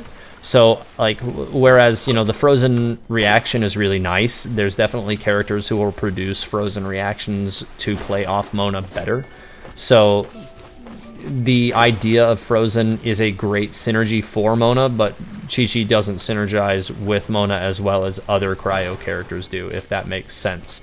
But if she's your primary healer, then you can make it work for sure.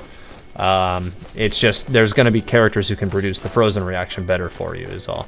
But that's not necessarily a bad thing. Still, Qiqi will provide you a lot of value as a healer. The one character that you could probably flex into, you know, swapping as you get other characters, though, Xiangling maybe may not necessarily be one of the best synergistic choices for that party. But if you're really trying to produce Vaporizer reactions, it's not going to be bad either.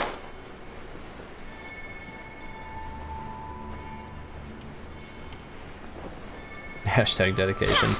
Yeah, something like that. I'm actually going to be getting off here in just a couple of minutes, though. So if anybody has any other questions, I'm gonna be hopping off here in about 2 or 3 minutes and call it a night.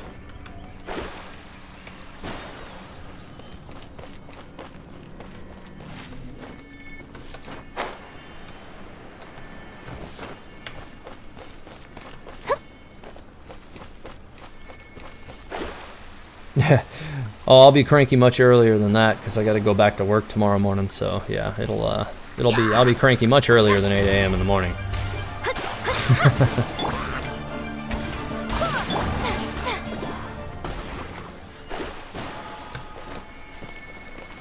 When do I plan to stream next? It'll be Saturday night at 9 p.m. will be my next stream. Decided by destiny. Think you can get away? I am definitely stuck in this wall. Okay, there we go. Shadows of hear me.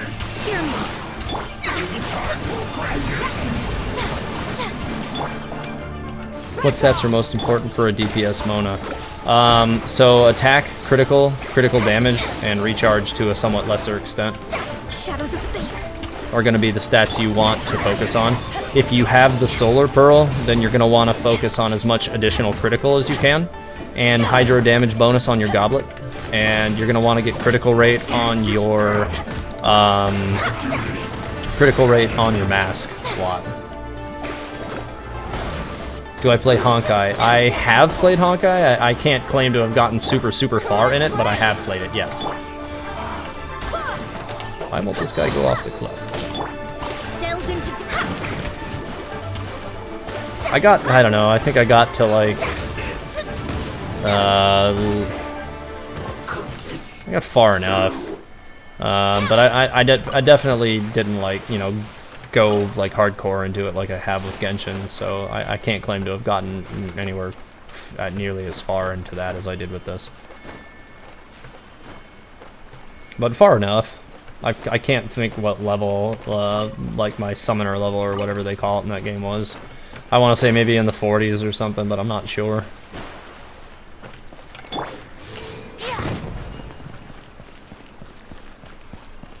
Are there any main DPS character I'd advise for free-to-play players?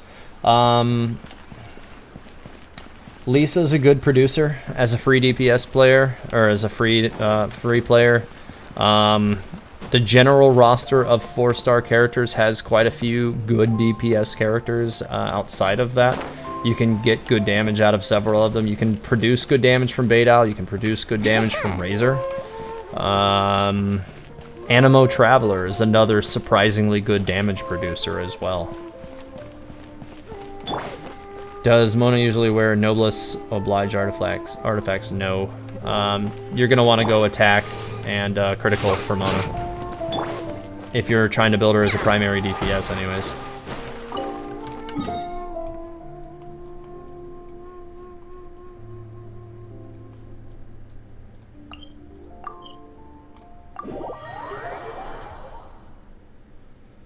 Yeah, the Animo Traveler is definitely an underrated damage dealer. Palm Vortex is just such a good skill.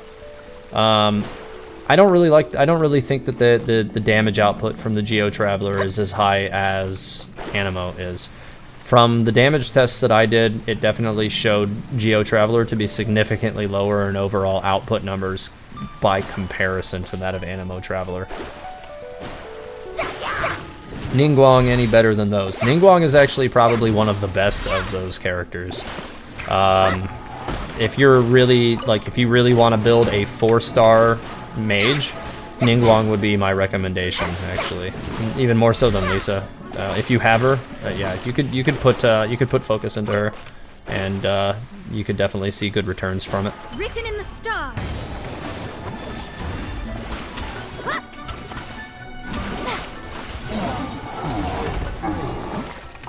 And this will be my last one for the night. For Spiral Abyss, should I build Mona, Kuching, and Venti as one team and Diluc with others for another? Not sure who to take as my main damage dealer as well. So obviously for the later levels of the Spiral Abyss, you're going to have 2 separate parties. So you're going to need to have a good healer for both parties and a good lead DPS. If you have Mona, take her as your lead DPS on the second party. And if you have Diluc, and it seems like you have both of them, take Diluc as your lead DPS for party 1.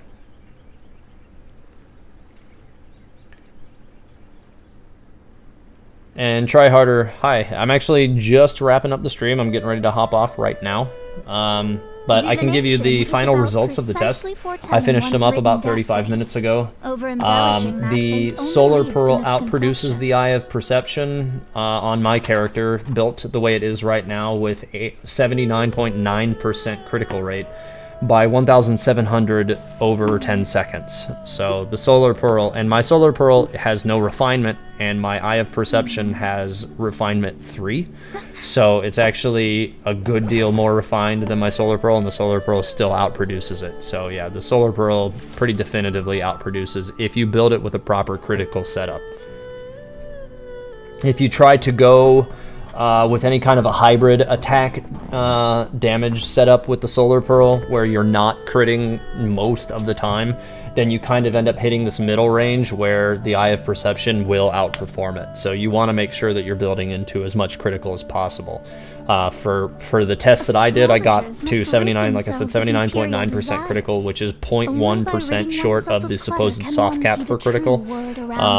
And it seems to work very well for outproducing the Eye of Perception. And that did take into account the damage bonuses on both of those weapons. Okay, well, I think that's gonna about do it for tonight. But if you guys have any other questions, be sure to leave them for me in the comments, and I'll be more than sure to get to them as soon as I can tomorrow during the morning sometime, or maybe in the early afternoon. And yeah, I'm definitely going to continue to produce some data from the tests that I did tonight. And I'm gonna make sure to get those out to you guys sometime this week. So if you want the actual like hard numbers, I'm gonna produce them in a similar way to I do with the scale. But since Mona is one of the characters that I get the most questions about, I'm definitely going to make sure to give her a little extra attention and make a video specifically geared into her build. I will do that for other characters as well as I get requests to do that, but I can only really do that with the characters that I have a deeper experience building. So I don't really want to build make build guides for characters that I don't have hundreds of hours playing on. I do have hundreds of hours playing on the characters that you see here. I also have played a lot of Chi-Chi, I've played a lot of Kuching, I've played a lot of Sucrose, Ningguang. Like, those are characters I'm comfortable offering like deeper build advice on, and then my main characters here. There are some characters that I can give you a general idea of these builds based on what role you want them to fill and what their capabilities are, but as far as like building like an actual in-depth video for their builds, I would hold short a little bit on that just from lack of experience on a few of those things.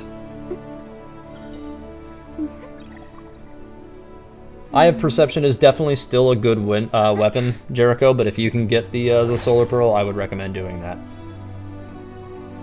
Yeah, try harder. If you can get yourself a Solar Pearl and build her as a critical mage, you're gonna get better output for it. I appreciate it, Levantine. Thank you. Kuching build win. I'd like to get Kuching myself before I do that. I do have a close friend who has her, and I may work with him to try to get some better opportunities to explore that for you guys in the future, but we'll see. And you're very welcome, Triouter. I appreciate it. Thank you. But anyways, I'm going to take off for the evening. Thanks to all of you for coming in, and thanks for subscribing. 2.8 mil. Yeah, that's a pipe dream for sure, but that would be amazing. I'm definitely going to keep trying to grow as much as I can. Today was an incredible day already. If you're looks like you're saying I'm at 2.8k subscribers right now, if that's true, I'm going to be pretty ecstatic, because when I woke up this morning I was only just over 2,000. So if I made 800 subscribers in one day, that's that's pretty impressive for my channel. I'll be pretty happy about that. And thanks to all of you who have subscribed. Your support Fate definitely is helps to called keep me as going such, for it cannot week be after week as I changed, continue to nor make can it be more reversed. more of It these can scale only but be videos and explore accepted. more of the lore in this game. You guys do help to keep me driving and keeping my passion at a steady level so that I can keep doing this. So I do appreciate it, and all of you have